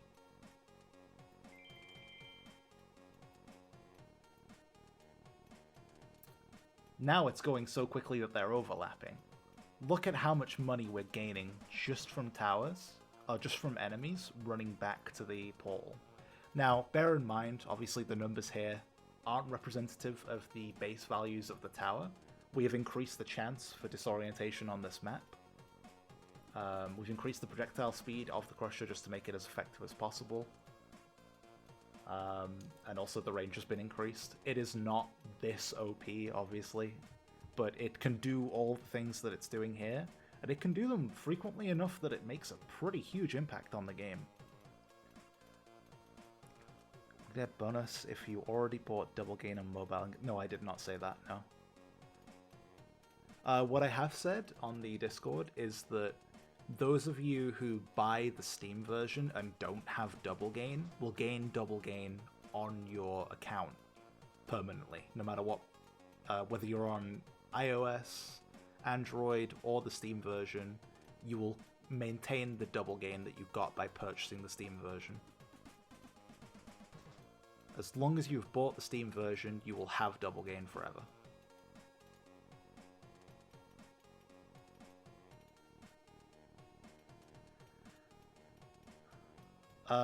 The damage of the tower is not AoE, no. It's currently grabbing 3 enemies because we have that ability taken. So it grabs 3, I'll slow this down for you. It grabs 3, it holds them in until it either kills them or disorients them. Ah yeah, we'll get a better view of that by disabling details. Good call, Aka. Oh, sorry. Good call, Sprylos. Sorry. I read Aka's name as I was saying that. Yes, you have to play and complete 6.4, some quest in that, I believe, to be able to get Crusher. Like a certain amount of stars or something. The usual unlock requirements. It's been a long time since I unlocked a tower, I'll be honest. Disorient does not necessarily mean insta-kill, no. I mean, it is an insta-kill, but it's better than that. It's even better than an instant kill, because not only are you killing the enemy, you're getting much more money from them than you ordinarily would, and they're also attacking the other enemies and damaging them. Like, they're taking their HP away from the enemy's HP. You can't disorient bosses, I believe. No, I've never mentioned that, Devil. I've definitely never said that. You will not gain anything from having double gain already and then purchasing Steam. They are 2 separate purchases completely. Now, if Rainy has said something about that, that's different.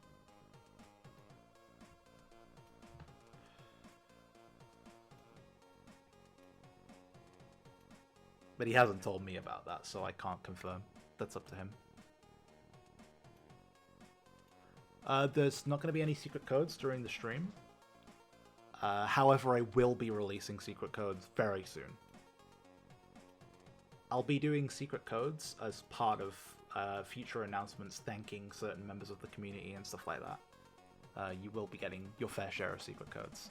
There'll also be a secret code, as always, to celebrate the actual full, complete release of 1.8 once that's been fully tested and is just available instead of 1.7.13. You get a code then, of course. Oh no, now everyone's just gonna shout code. Here we go. But yes, Crusher is an amazing tower. Very fun. But now, everyone's been waiting to see the new stages. And as we all know, I am not the man to play them. So I will now hand this over to a very important member of the community, Densmarker. One of the best in the game. Heralded by others, including myself, as the God of Infinitode. Yes, Zeriko is too bad. Yes, yes, yes. Laugh it up, laugh it up.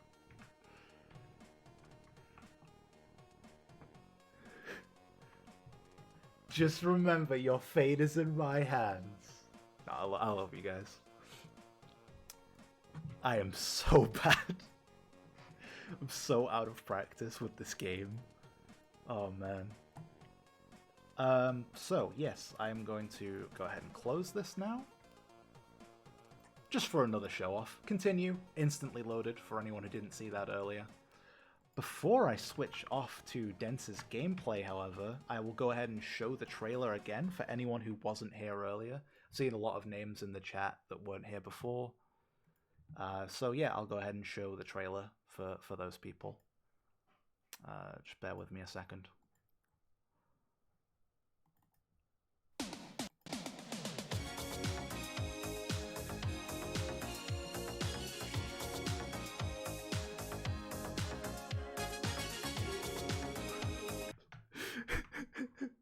I couldn't resist, guys. I couldn't resist. I really hope Brady's still here for that. He'll personally love that. But here's the trailer for real now. I couldn't resist, guys.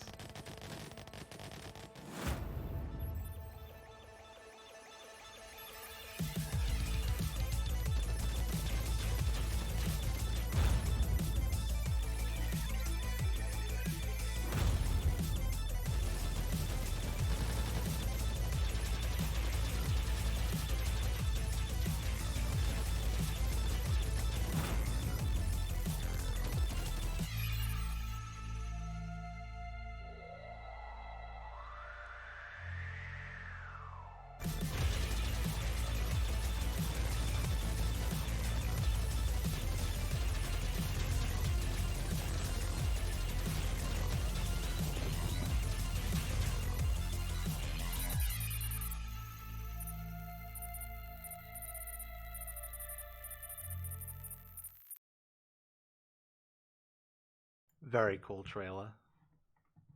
The Infinitode one, too.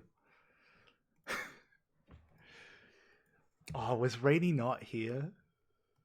Oh, I'm so sad if he missed it. I'm so sad if he missed that.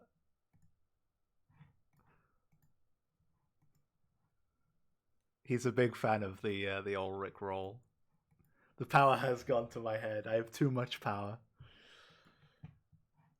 But we're gonna go ahead and watch some gameplay from our good friend Dense Marker, who is an amazing player. This is just casual gameplay, so don't expect like the god strategies to come out here.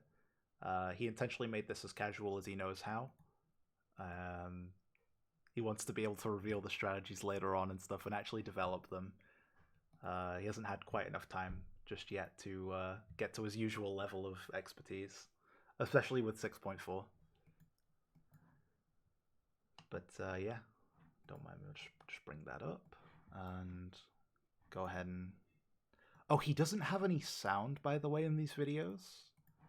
So I will just put the game on in the background so that we have some sound. I'll load up the actual Steam version. Bear with me, I know it's a black screen right now, just in case anyone feels like pointing that out. Rainy is here, Rainy is with Rickroll. Hey, no problem, man, no problem.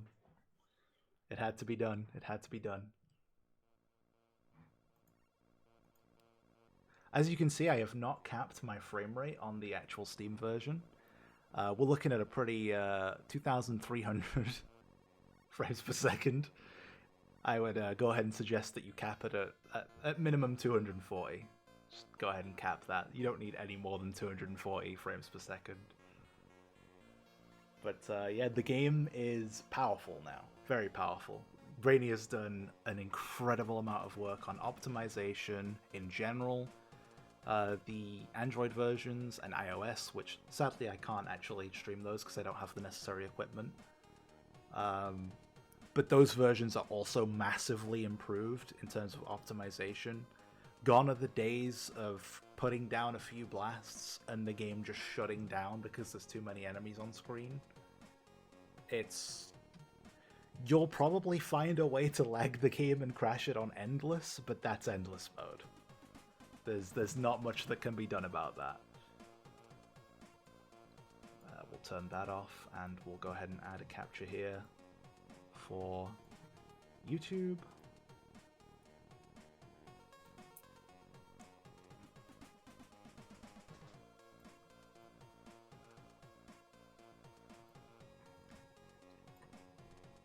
Our good friend Dense Marker will take it away.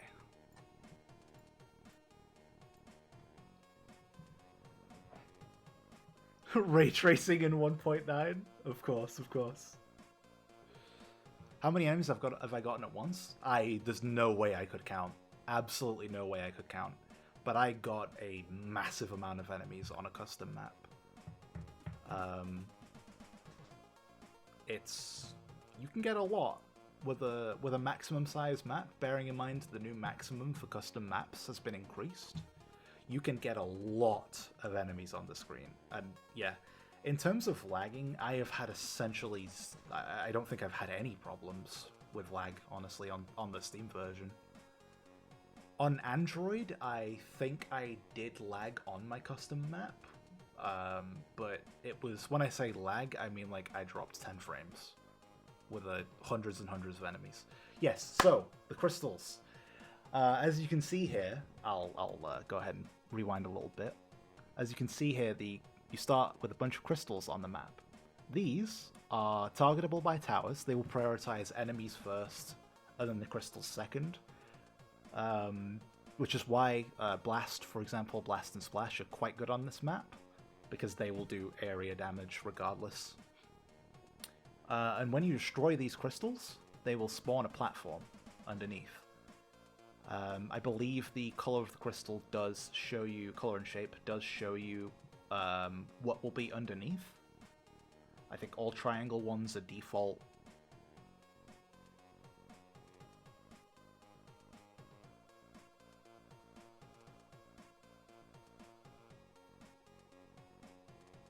Like, this is a very interesting new mechanic that I would love you guys to explore yourselves. It very much changes the game in a pretty nice way. You're always planning ahead, trying to get the right tiles that you want. Particularly in experienced leaderboard runs, this is going to get very interesting, I think. People are going to discover that they want to put things in certain areas to make sure that they can get access to specific tiles, perhaps. We'll see. We'll see where it goes. I don't believe that we have the ability to put these crystals in custom maps, no. I don't know if that's even planned. We don't currently have the ability. You'll have to ask Rainy if he's got any plans for that. That's on him. I think it would be cool, but I think it would be very awkward to implement. But certainly, in an era with community maps, that's the kind of thing that would be interesting. So I guess if there was any time we would do it, we would probably do it during community map patches.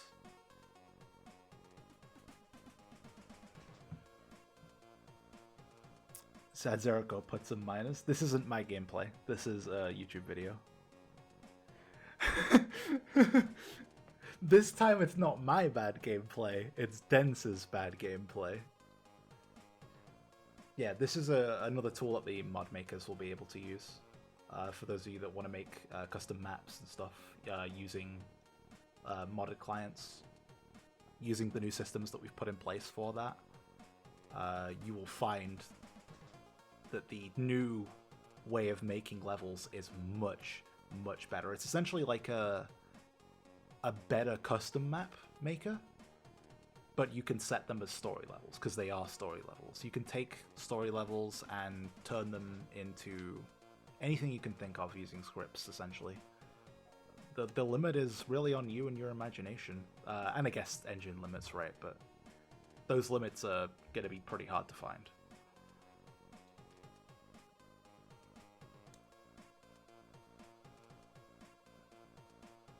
Yep, we'll show a little bit of 6.2 now.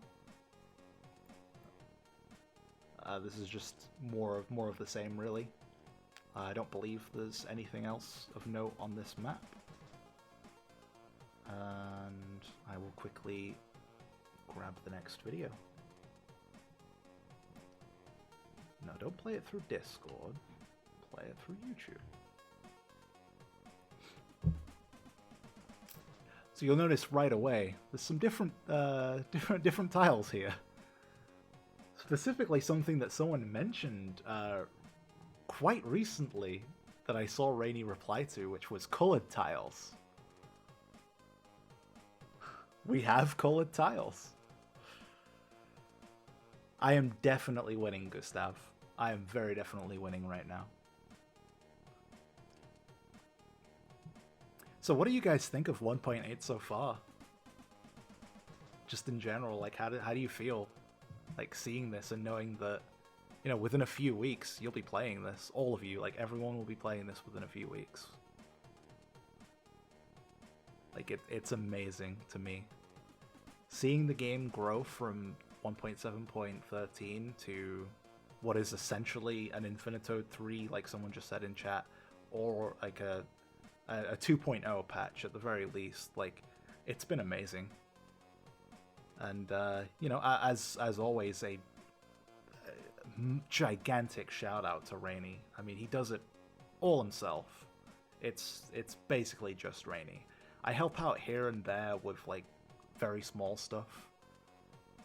Comparative to what he's doing, like it's almost nothing, frankly.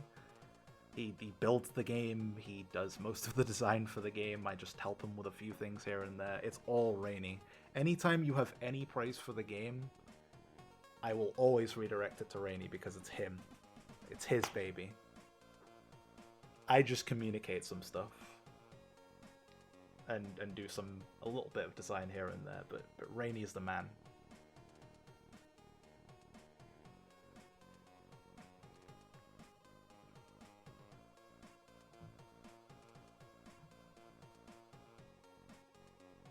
Yeah, there was a black crystal. Yeah, someone was mentioning black crystals earlier, and I thought of 6.2.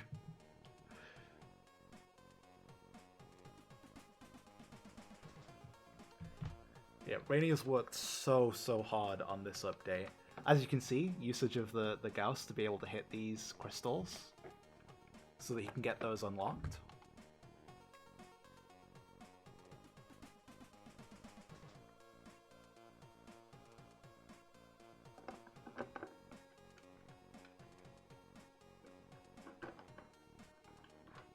Some of them seem to be there just to block, obviously, and then that one may spawn something. No? Oh, right, yes, I remember 6.2. Yeah, this is a good level.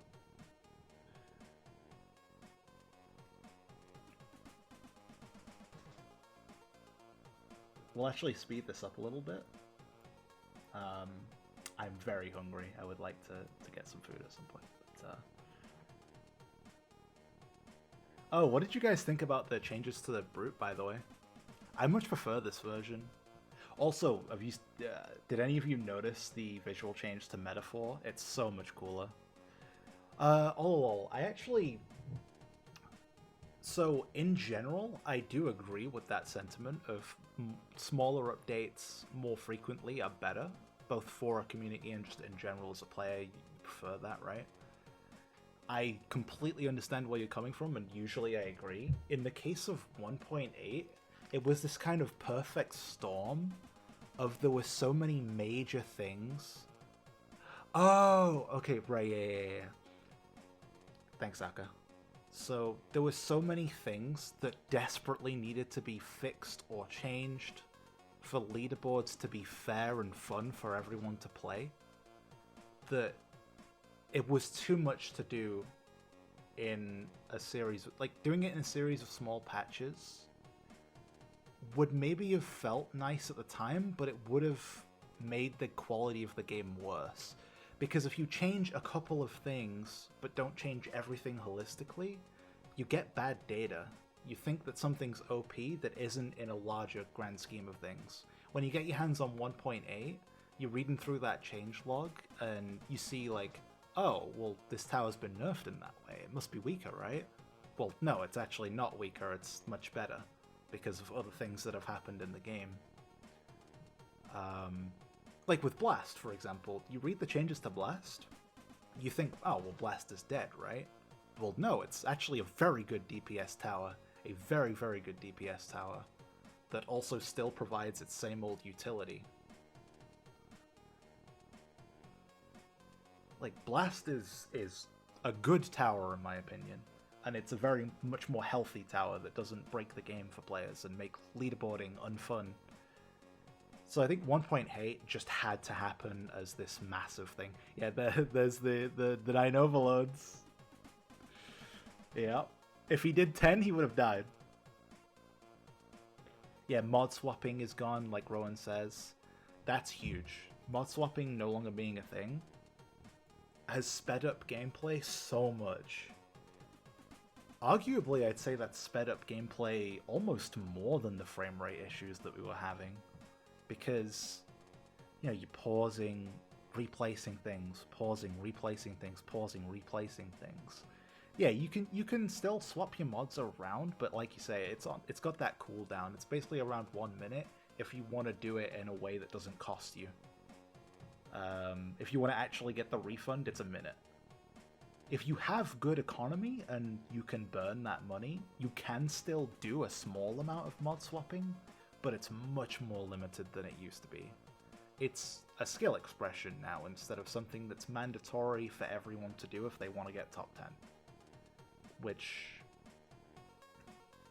like on every single level with no context required. Yeah, mod swapping is essentially dead, but it's such a good change in my opinion. We're going to move on to 6.3 here. I'm just kind of letting the levels speak for themselves and trying to talk to you guys as much as possible here. We're going to wrap up the stream once we show 6.4 and a quick side-by-side comparison of the game. Yeah, the butterfly level's nice. I especially like the tiles here for effect. Boss on wave 1? Absolutely. Yeah, you're right, I should full screen it. I'm sorry. Also, yeah, the miners are spawning enemies. If you look at the scalar, it's spawning toxic.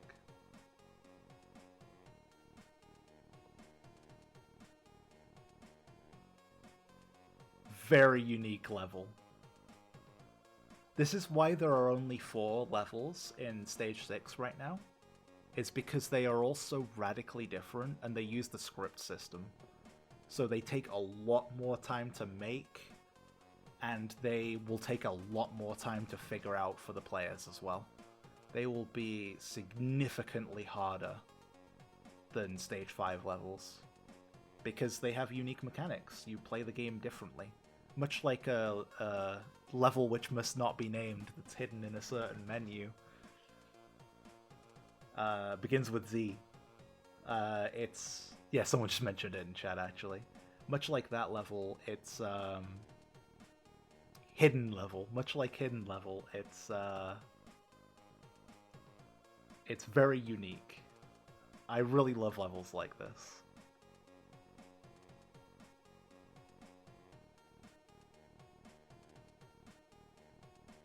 The stage 6.9, Sag? True. Honestly, Timmy, true. I agree with that sentiment. No stage 6.9 is a shame. Okay, what if instead of, like, what if we skip 6.5, 6.6, and just put 6.9 in there for the sake of it? We could do that. Modders, get on it. Make a stage 6.9.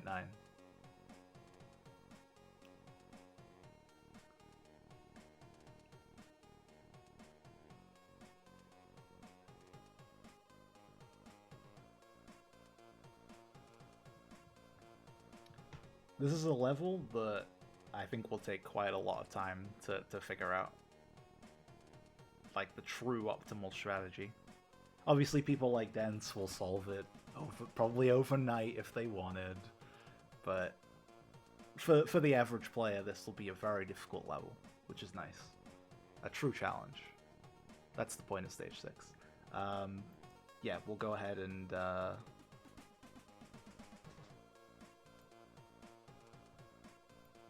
skip further into the video here. At the request of Sprylus, who did submit video. I want to point that out. Sprylus did also wait. I think he was going to submit some videos, but thanks to Dents, we had basically everything we need anyway. Average 5.55 versus an average 6.3 enjoyer.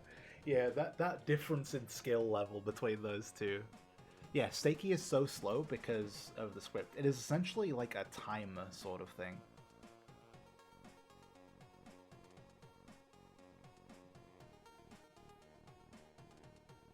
Like, defeating Stakey is your timer. And then the waves are coming from... Like, it's one wave. It's just a Stakey. It just spawns a Stakey. And then you've got the miners spawning additional enemies and stuff permanently. But yes, as soon as you have cleared the one wave that's on the map, the game's over. But optimizing this is going to be very interesting. I look forward to seeing the end state of it. And the final level, 6.4.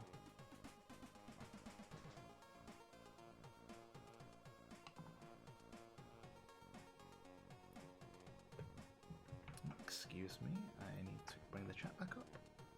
Well, yeah, Dens did kind of already optimize it, but I'm sure he'll find something new.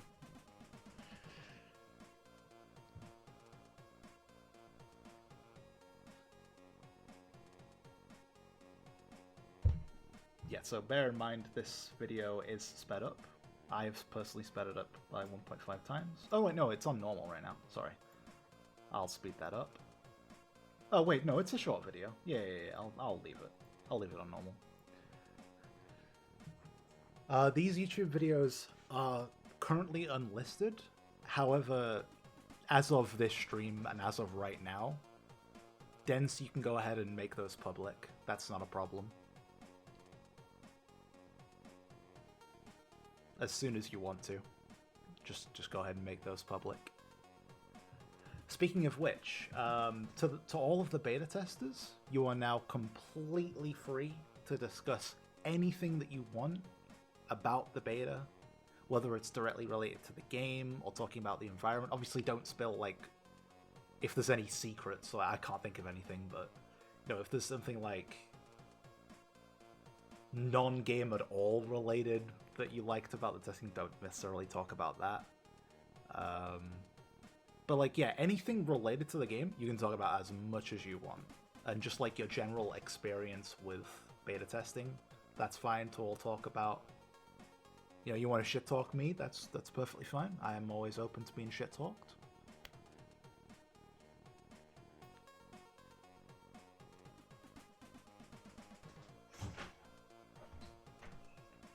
One second.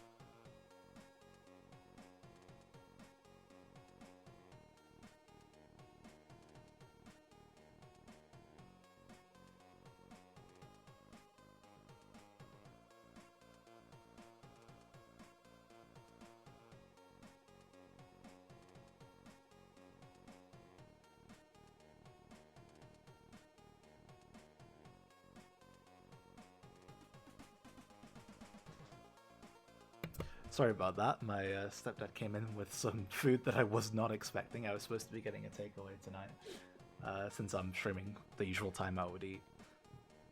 I don't think my mum told him. Oh well. Yeah, so... Yeah, this level is a Crusher Heaven, essentially. This is the stage that you will unlock the Crusher. Step bro, I'm stuck.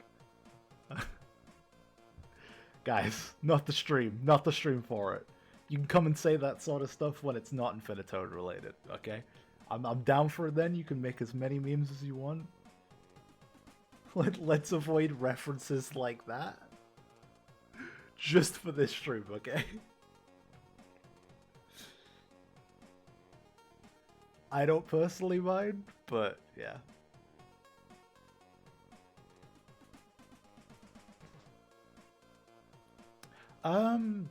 Yeah, a lot of these towers were initially scrapped because of difficulty of implementation, various other reasons that Rainy's gone into previously. You can find in the Discord. But, yeah, we've reached a point where he's comfortable doing it again, and we've got solutions to problems that we didn't have previously.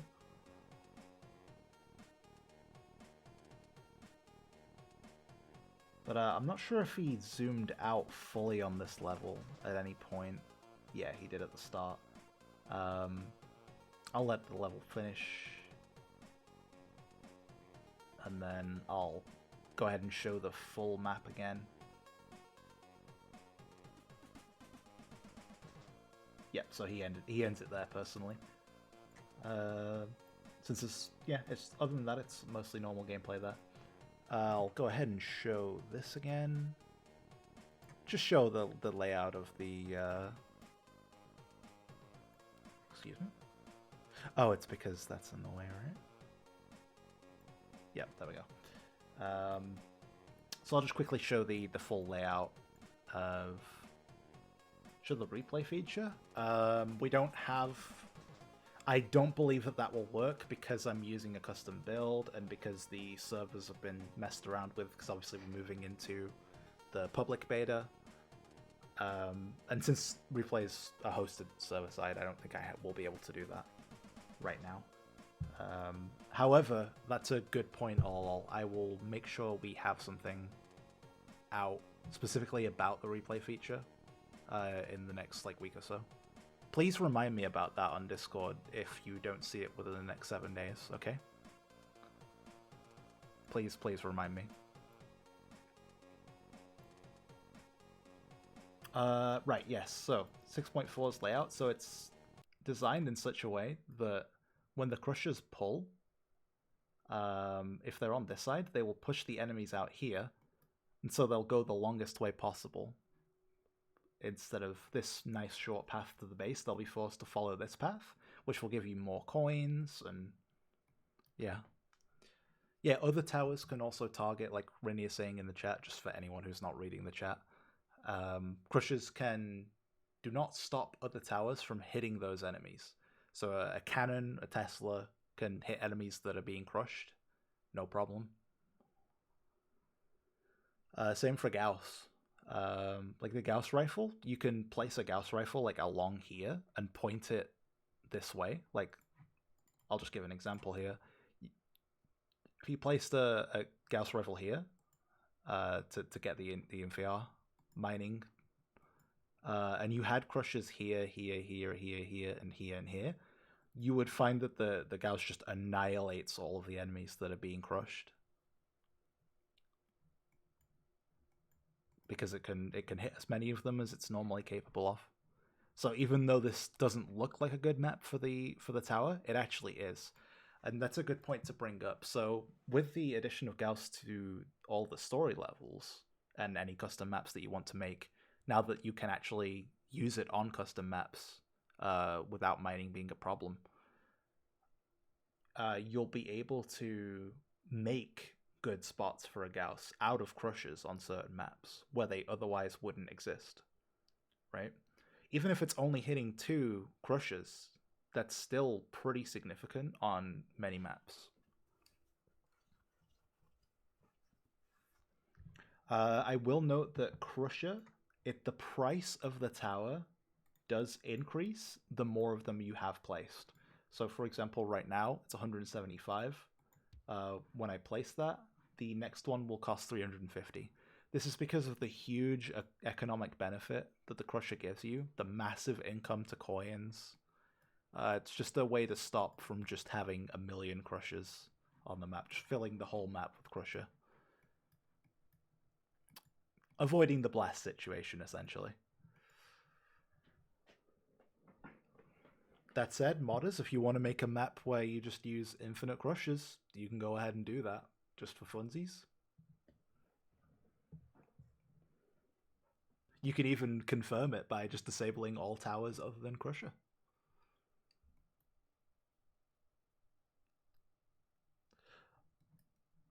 To anyone who hasn't read the changelog, something that just was I was reminded of because of Aka in the chat. Yeah, I will show achievements, actually, Spiral, that's a good point. But before I go to that, before I forget what I'm saying, to anyone who didn't read the changelog, healers now heal based on a percentage of the enemy's max health.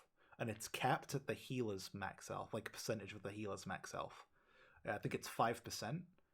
So say the healer has 1,000 health, well, it can only heal 5% of that.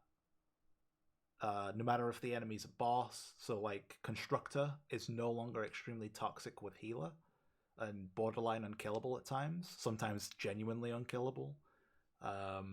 Healer is also immune to all types of fire, as Spiral has just brought up. But it's much less toxic as an enemy now. Much healthier for the game. So because of that, Constructor will spawn healers, but when it does that, don't worry, the Constructor isn't going to be immortal. It's 5%.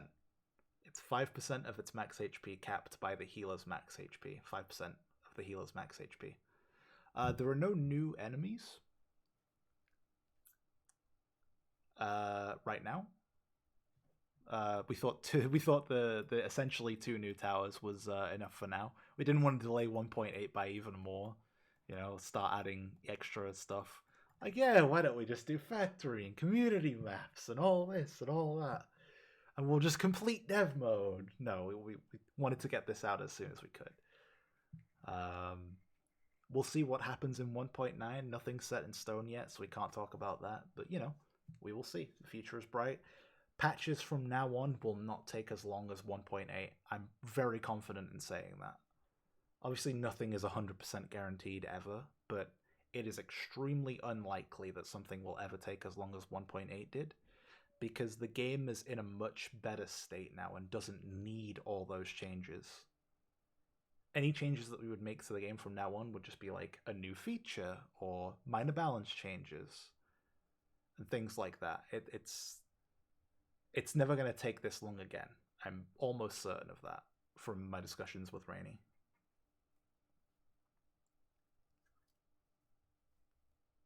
That said, after 1.8 is released and bug fixed and all that, Rainey will be taking a break, a much needed break. I don't think it'll be super long. You don't need to worry about it. But yeah, let's let the guy out of his cage for a little bit. Let him out of the basement finally. No major changes to chest contents. No, that definitely not any major changes to that. However, you can now open more chests at once and buy more chests at once. For example, we'll just go ahead and buy 5 packs right now by holding down the button. Lucky Shot has been improved. So we'll go ahead and spin. Yeah, you can't save scum it anymore, but also it's been improved somewhat. And you can shoot more often now per wheel. So I, for example, would quite like this boss tile. So I'll use another 2 tickets. This was not previously an option, I believe. I don't have enough tickets. I'll use some accelerators. I have many of them. I could give myself tickets, but I'm not going to do that right now. But as you can see, we can still keep going. The cap on that has been increased.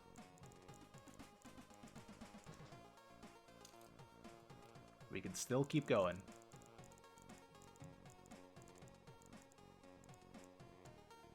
And of course, we still haven't gotten the boss tile, as is the way. Not scripted, as you can see. Hey, we got it on the last one. I was really gonna be so sad if we got the key there. I was gonna be so sad. But yeah, we got the boss tile. We got the boss tile. So yeah, that's how it is now. But you see, because of the amount of times that we can spin now and eliminate those more likely outcomes, that went up to an 18% chance to get that. That's pretty good, in my opinion. This button, don't worry about that. That won't be there for you, I don't believe. Didn't show 2 times and 3 times on Lucky Shots.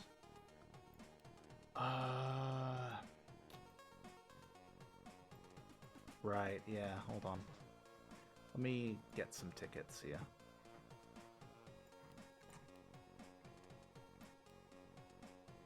Why am I drawing a blank? Oh, because I'm on the Steam version, I don't have dev. That's why I'm drawing a blank. Sorry about that.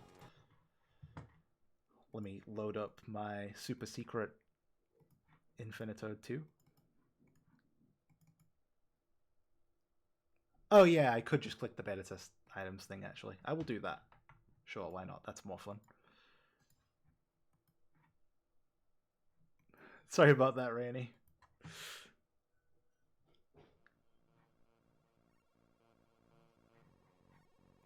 Let's go ahead and full screen this, of course. Oh no, if I full screen it, then it has problems with Streamlabs. That's unfortunate. That's easily fixable, I just don't feel like it right now. This, of course, will not be a feature in the release of 1.8, like the final release, obviously. But, yeah, this should give me some tickets. Oh, right, yeah, it's on a cooldown. So, how do I do that? Oh, yes! There we go. So, I just didn't get it on the previous wheel. There we go. Yeah, so, you can, if you hit that, you will actually get increased amounts of all the other things here. Wow, really? We got the boss tile? We really got the boss tile. That's actually crazy. Scripted, by the way, rigged. 100% rigged. Watch us not get the ×3.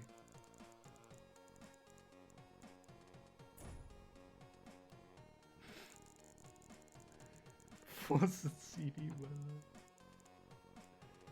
No, we're not gonna be able to show it.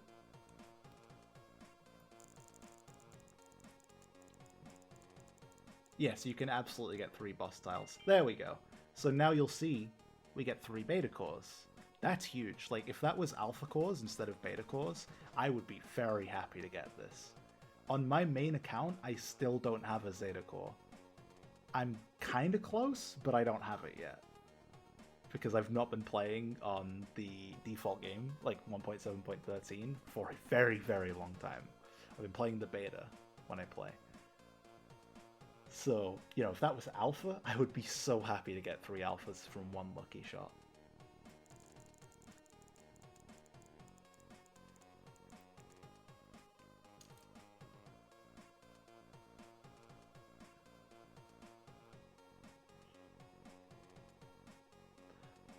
Show the calls for teleports? Sure. That I will log into the other one for. Just to give myself random teleporter packs. I'll just get a bunch of them. Oh, yes, achievements. Yes, I'll show achievements as well. First. Very easily distracted. So, statistics, and then achievements. So these have rewards. Like, a lot of the early ones won't be particularly high rewards. Then later on, you'll get things that are more valuable. The rare rewards, like, for example, completing all of the regular research, you get 50 bit dust for that. That's pretty huge for a starting amount of bit dust, especially since... I mean, I guess we can very briefly show the endless tree before we talk about that.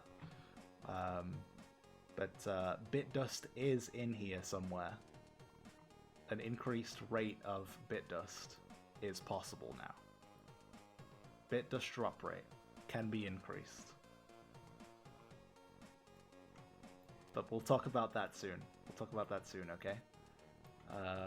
Though I will be as brief as possible with that. Because it's a large tree. And my food is cold already, so... But bit dust drop rate is massive. But yes, going back to achievements... there's lots of, like, meet every enemy type. That's a relatively easy one, so you get a lower tier reward. But, you know, more unique ones, there you go. There's a rarity ticket. That's a big deal.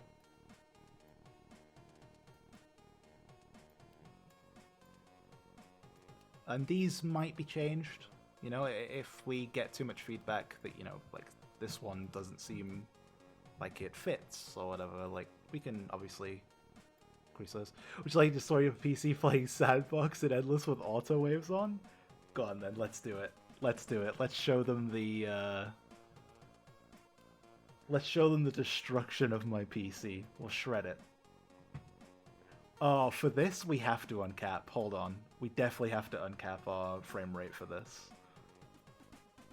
So that we can see it go from thousands of FPS to no FPS. Endless mode. Let's do it. With no context, no explaining of all the new things added to Endless Mode. Let's just let her rip on ×4 speed.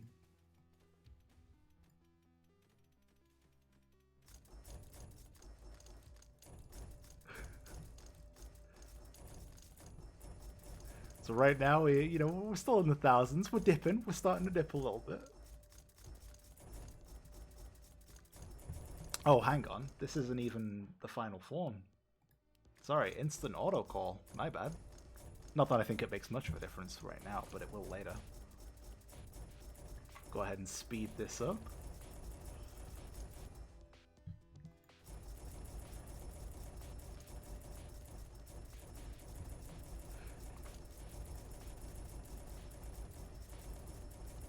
Get jebaited, Zerako's secret code.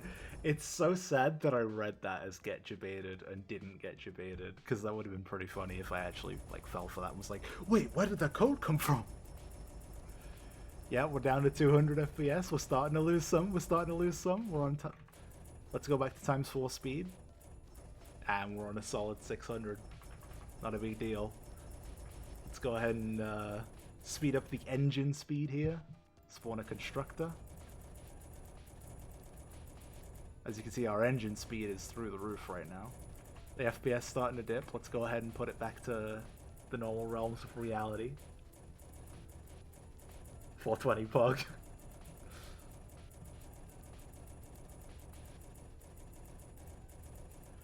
Endless mode is quite brutal. Let's just yeah, epilepsy warning.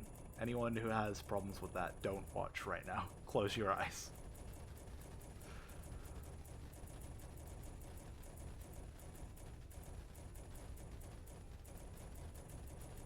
It's holding up pretty well so far. But when you speed it up, it gets a little more difficult. Oh! Yeah, there we go. We went to 6 there. I saw 6 frames. I definitely saw 6 frames there. Did anyone see a lower number?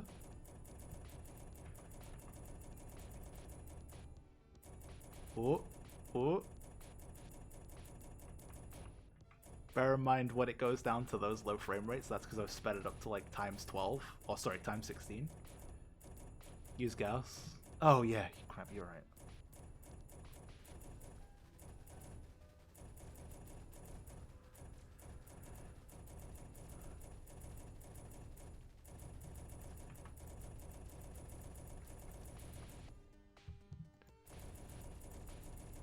No, Saturn, not right now.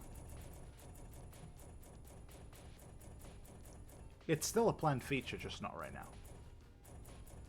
Oh, will it still lag on normal speed here? Oh, we did reach just below 60 for a second there. But look at what is happening with the damage numbers. The damage numbers are not helping. We'll leave them on. Yeah, let's just leave the damage numbers on. We'll let the PC melt. I have a decent PC, so this might take a while. Yeah, if you actually did want to be able to play the game though with this, first of all, get rid of that. Not that that's a big deal, but just because I saw it. Damage particles is a big deal. You can, I believe, in the settings, get rid of loot particles or something. I believe.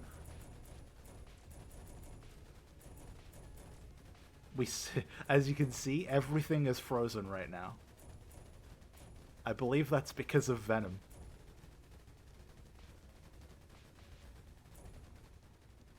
Or is this wait. Is this I don't think this is working as intended. It's either Venom with a combination of the other towers.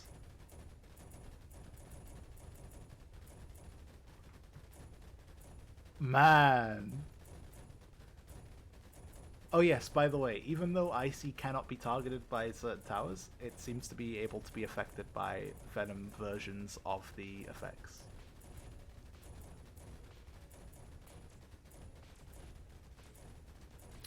Yeah, we're gonna... This was a request by Rainy, so, yeah, we're gonna keep going with this until the game crashes. Or we hit 1 frame. We'll speed this up a little bit more though. But wow. Just look at this mess. It seems we've hit the cap here. 24 FPS is the lowest we'll go right now. We did get a 6 previously, but it's holding up real well, guys. This is at extremely high speeds, too. I think this is as high as the engine speed will go right now. Use overload. Ah, oh, I have 0 overload. Ah, oh, missed opportunity. But look, this is an hour of gameplay, by the way. This is an hour of gameplay. 26 times speed at 800 UPS, yeah. 1 bill MDPS. I do have console. Ah, but I don't remember the thing to give me... Wait. Can I just give myself... Yeah, I could do it through this. Will this actually work? No, sadly it won't. Not until I reboot the level. Let's get some fireworks going, though.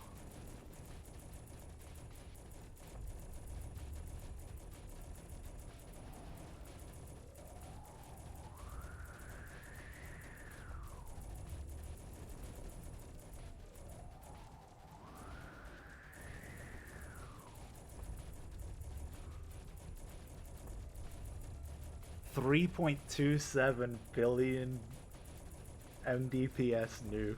Look at all the miniguns. Yeah, by the way, this isn't, like, dev-moded. I mean, I think some values have been tweaked on this map. Yeah, values have been tweaked. But this is just pretty much just normal endless, honestly.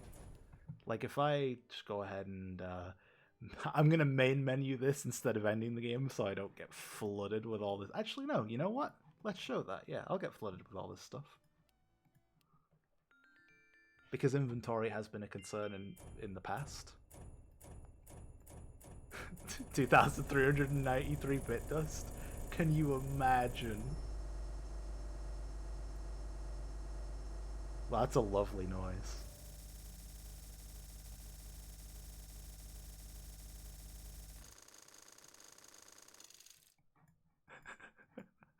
That was amazing.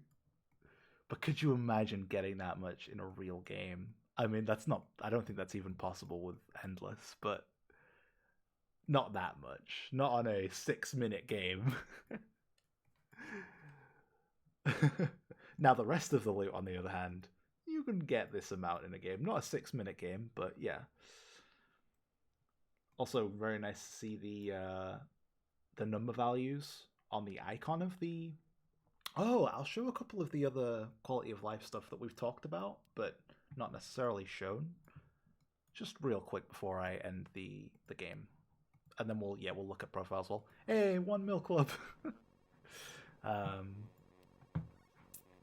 So custom maps. We'll just go ahead and make a custom map here. They're much larger than they used to be. Thanks to research, you can now get them up to, I believe it's 32 by 32. I could be wrong on that. Maybe custom maps are smaller than that. I know that 32 by 32 is the max size that any map can be. But that's including story levels, which are different. But a big one here. So see, you've got bases, but there's nothing else in here. All of the portals are in here now. No longer do you have to scroll through hundreds of bases to be able to get to these portals. It's been one of the biggest complaints that we've all had. And finally they're separate.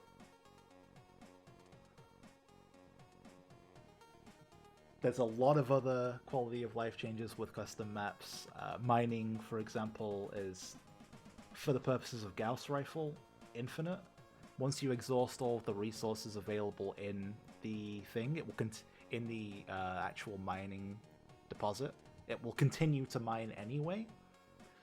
Sadly, no filtering option at all. That is something I personally requested as well. We might get that in the future, who knows? Should you hold your GP or Lucky Shot coins until the update is out? Lucky Shot, I would definitely say yes. Lucky Shot tokens, definitely save those up. But as far as your green papers go, if you've got a steady income of green papers, there's no real reason to. You should just spend that as you get it. It's better to progress more.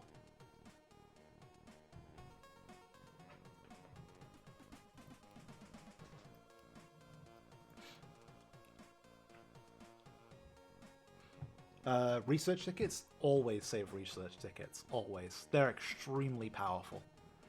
But now last, definitely not least, let's take a quick look at this endless research.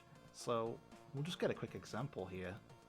When you look at the normal tree, you'll notice there's not as many nodes. There's more than you used to have in normal, but compared to endless, there's some extra ones in here. Number of towers that can be cloned by a basic 7 plus 7. Clone 8 up to 8 nearby towers.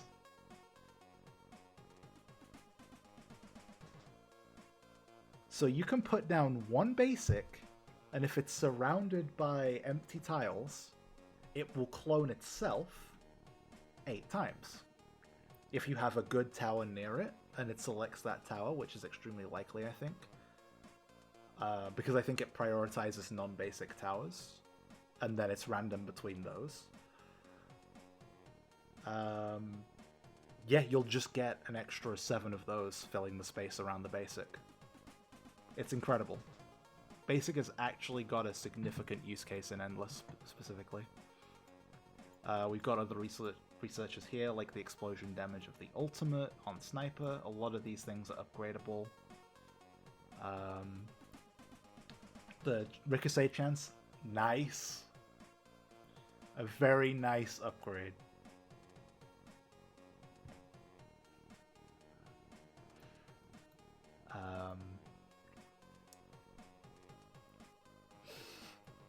You know, the amount of microguns that can be spawned by minigun? And more. You'll be able to... I imagine that a lot of the people who get into the beta will... into the public beta will go ahead and showcase all of these themselves. I've been streaming for 2 hours and 39 minutes at this point. Oh yeah, that's why you should save research tickets, by the way. These get very expensive. However, again, 1000% bit dust rate. People wanted a truly endless. I imagine that a lot of these will stay capped, like perhaps this one would stay capped, for example, an ultimate improver. But basic things like this, currently capped at 100, possibly in the future if people actually max out their endless legitimately, which, spoiler alert, that would take an extremely long time. I would think that we would probably then increase the cap, but I don't see that happening anytime soon, because I don't see anyone actually maxing out all of the endless tree in their lifetime. Legitimately. I don't think that through legitimate means anyone will actually do that. Challenge accepted. Oh, like, we want you to play the game, but man, that's a hell of a challenge. Swoosh. I mean, you know, he had a little bit of help last time. You might have a little bit of help this time as well through me. But, man, that's a hell of a challenge no matter how much you try and twist that. Good luck, guys. Good luck getting to Max Endless. Ren, you're not gonna get to Max Endless. I don't even know if you would max normal, Ren. That's the challenge for you. Max out normal research. Then we'll talk. You haven't played the game yet, Ren. But now it's on iOS. And Steam. You'll probably play it on iOS, I imagine. at least trying it, right? You were asked to ask, will the current progress be applied? I believe in the case of achievements, it may be starting from 0, unless there's ones that like track stats that are already in the game. You will get those, I'm almost certain. I could have sworn when I logged in I got a ton of achievements. So like, for example, 7 numbers here, 8 numbers, ones like those will already be filled in, so you will get those. But things that are conditional specific, like, for example, well, that one's not possible, so I won't use that as an example. But, for example, offhand shooting, that one, I don't think that one was possible either, to be fair. But, like, you know, there's an achievement for killing a lot of things with Splash. I got it earlier. Using the chaining from Splash.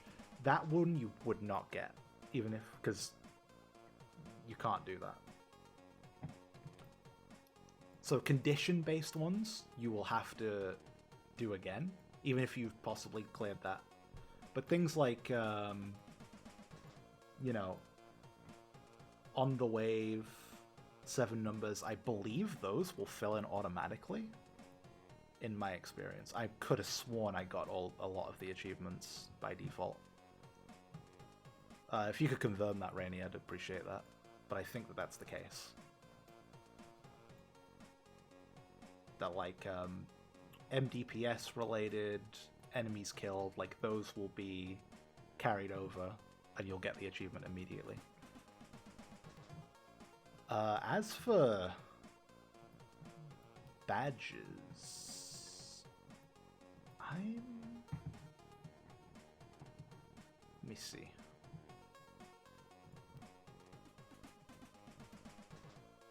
So, yeah, there we go. There's a good example. If I go to a player's profile, say I see them in the leaderboard, I'm like, man, that person's, like, you know, let's check out what they're doing on the leaderboard. You can do it from here. You can do it from also here. In my case, I don't have any of those players here on this version. Hold on. I will switch over to Steam. Actually, no. But you can interact with anyone in here as well. So say there's people in the list of leaderboard here. You can go ahead and click on those. In my case, I'll use this. So let's have a look at Rainy. What badges does Rainy have? Well, he's reached max level 2 times, so that's 2 prestiges. He's hit level 30, and then he's hit level 30 and he's prestiged once, so he's hit it twice. And he's on his way to his 3rd one. This is the number of enemies that he's killed. This will keep tracking even past its cap, I believe. Invited players. Mined resources among all resources. And you can choose which ones display on your profile, I believe. And you can choose one, well, at the very least, you can choose one that will show up next to your name, like he's got here. Control C, Control V achievement, leaked, clone every tower with basic towers in one game. Yeah. You know, your time played, time dedicated to the game. Again, this will start from 0, like Rainy's saying in the chat. Badges will start from 0, unlike achievements. But yeah, beta tester. This will be given out to people who participate in the closed beta. I don't think this will be given to people who participate in the public beta. At least as far as I understand it, this is to mark the special few who helped for all this time.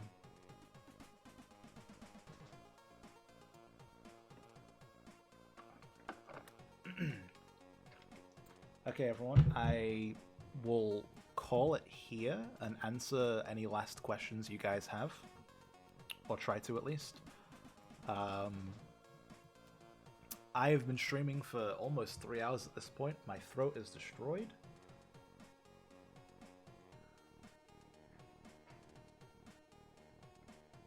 Petition to add an achievement for discovering the secret Zeriko code. I'm actually surprised no one's found it at this point. There's enough information out there to get it, now that you know that it's sleet speech and things like that. Yeah. Yeah, there is a secret code out there that I made pretty early on into being able to do that sort of thing, that I have never explicitly told anyone what it is. I've just given clues. Like, it's in leet speech, it includes the word Zeriko, and I forget which other ones I've said, but you can find them in the Discord. It's in the style of British graffiti, so, like, I can't give the example because that would give it away, but there's a specific thing that is said, at least in my area. It's often written on walls, like, this person did this, is the closest I can give you to what it is, without actually saying the words. Steam keys, yes, there will be. Upload the stream to YouTube, yeah, I will do that, if I can. The VOD is going to be up on Twitch, but I will try and get it moved from Twitch to YouTube as well, for people to check out. Rainy, if you have anything to say about the beta and how people can get into the beta, now would be the time, I think, before I end the stream. I'll quickly change the music being played here to one of my personal favorites, the Rumble theme. Oh yeah, we have more music in the game now.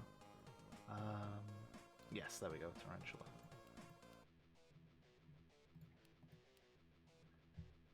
Just give me a break from hearing the same tune over and over.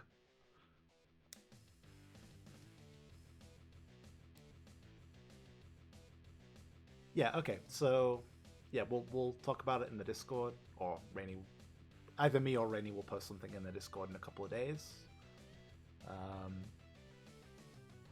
And then you'll be able to use that information to join the beta, or at least attempt to, right?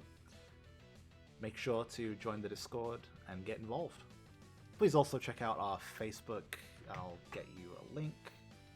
Or if someone else could get a link, I don't know if I'll... Oh, there we go. Yeah, I can get a link here. That's not a problem. So that's the official Facebook. If you go there in the Discord, that helps us out a lot. Make sure to share our posts and things like that on Facebook if you use it.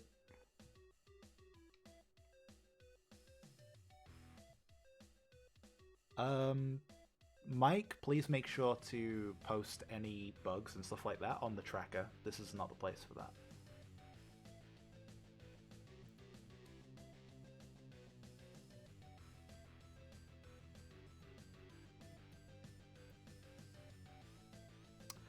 No problem, Breakfast.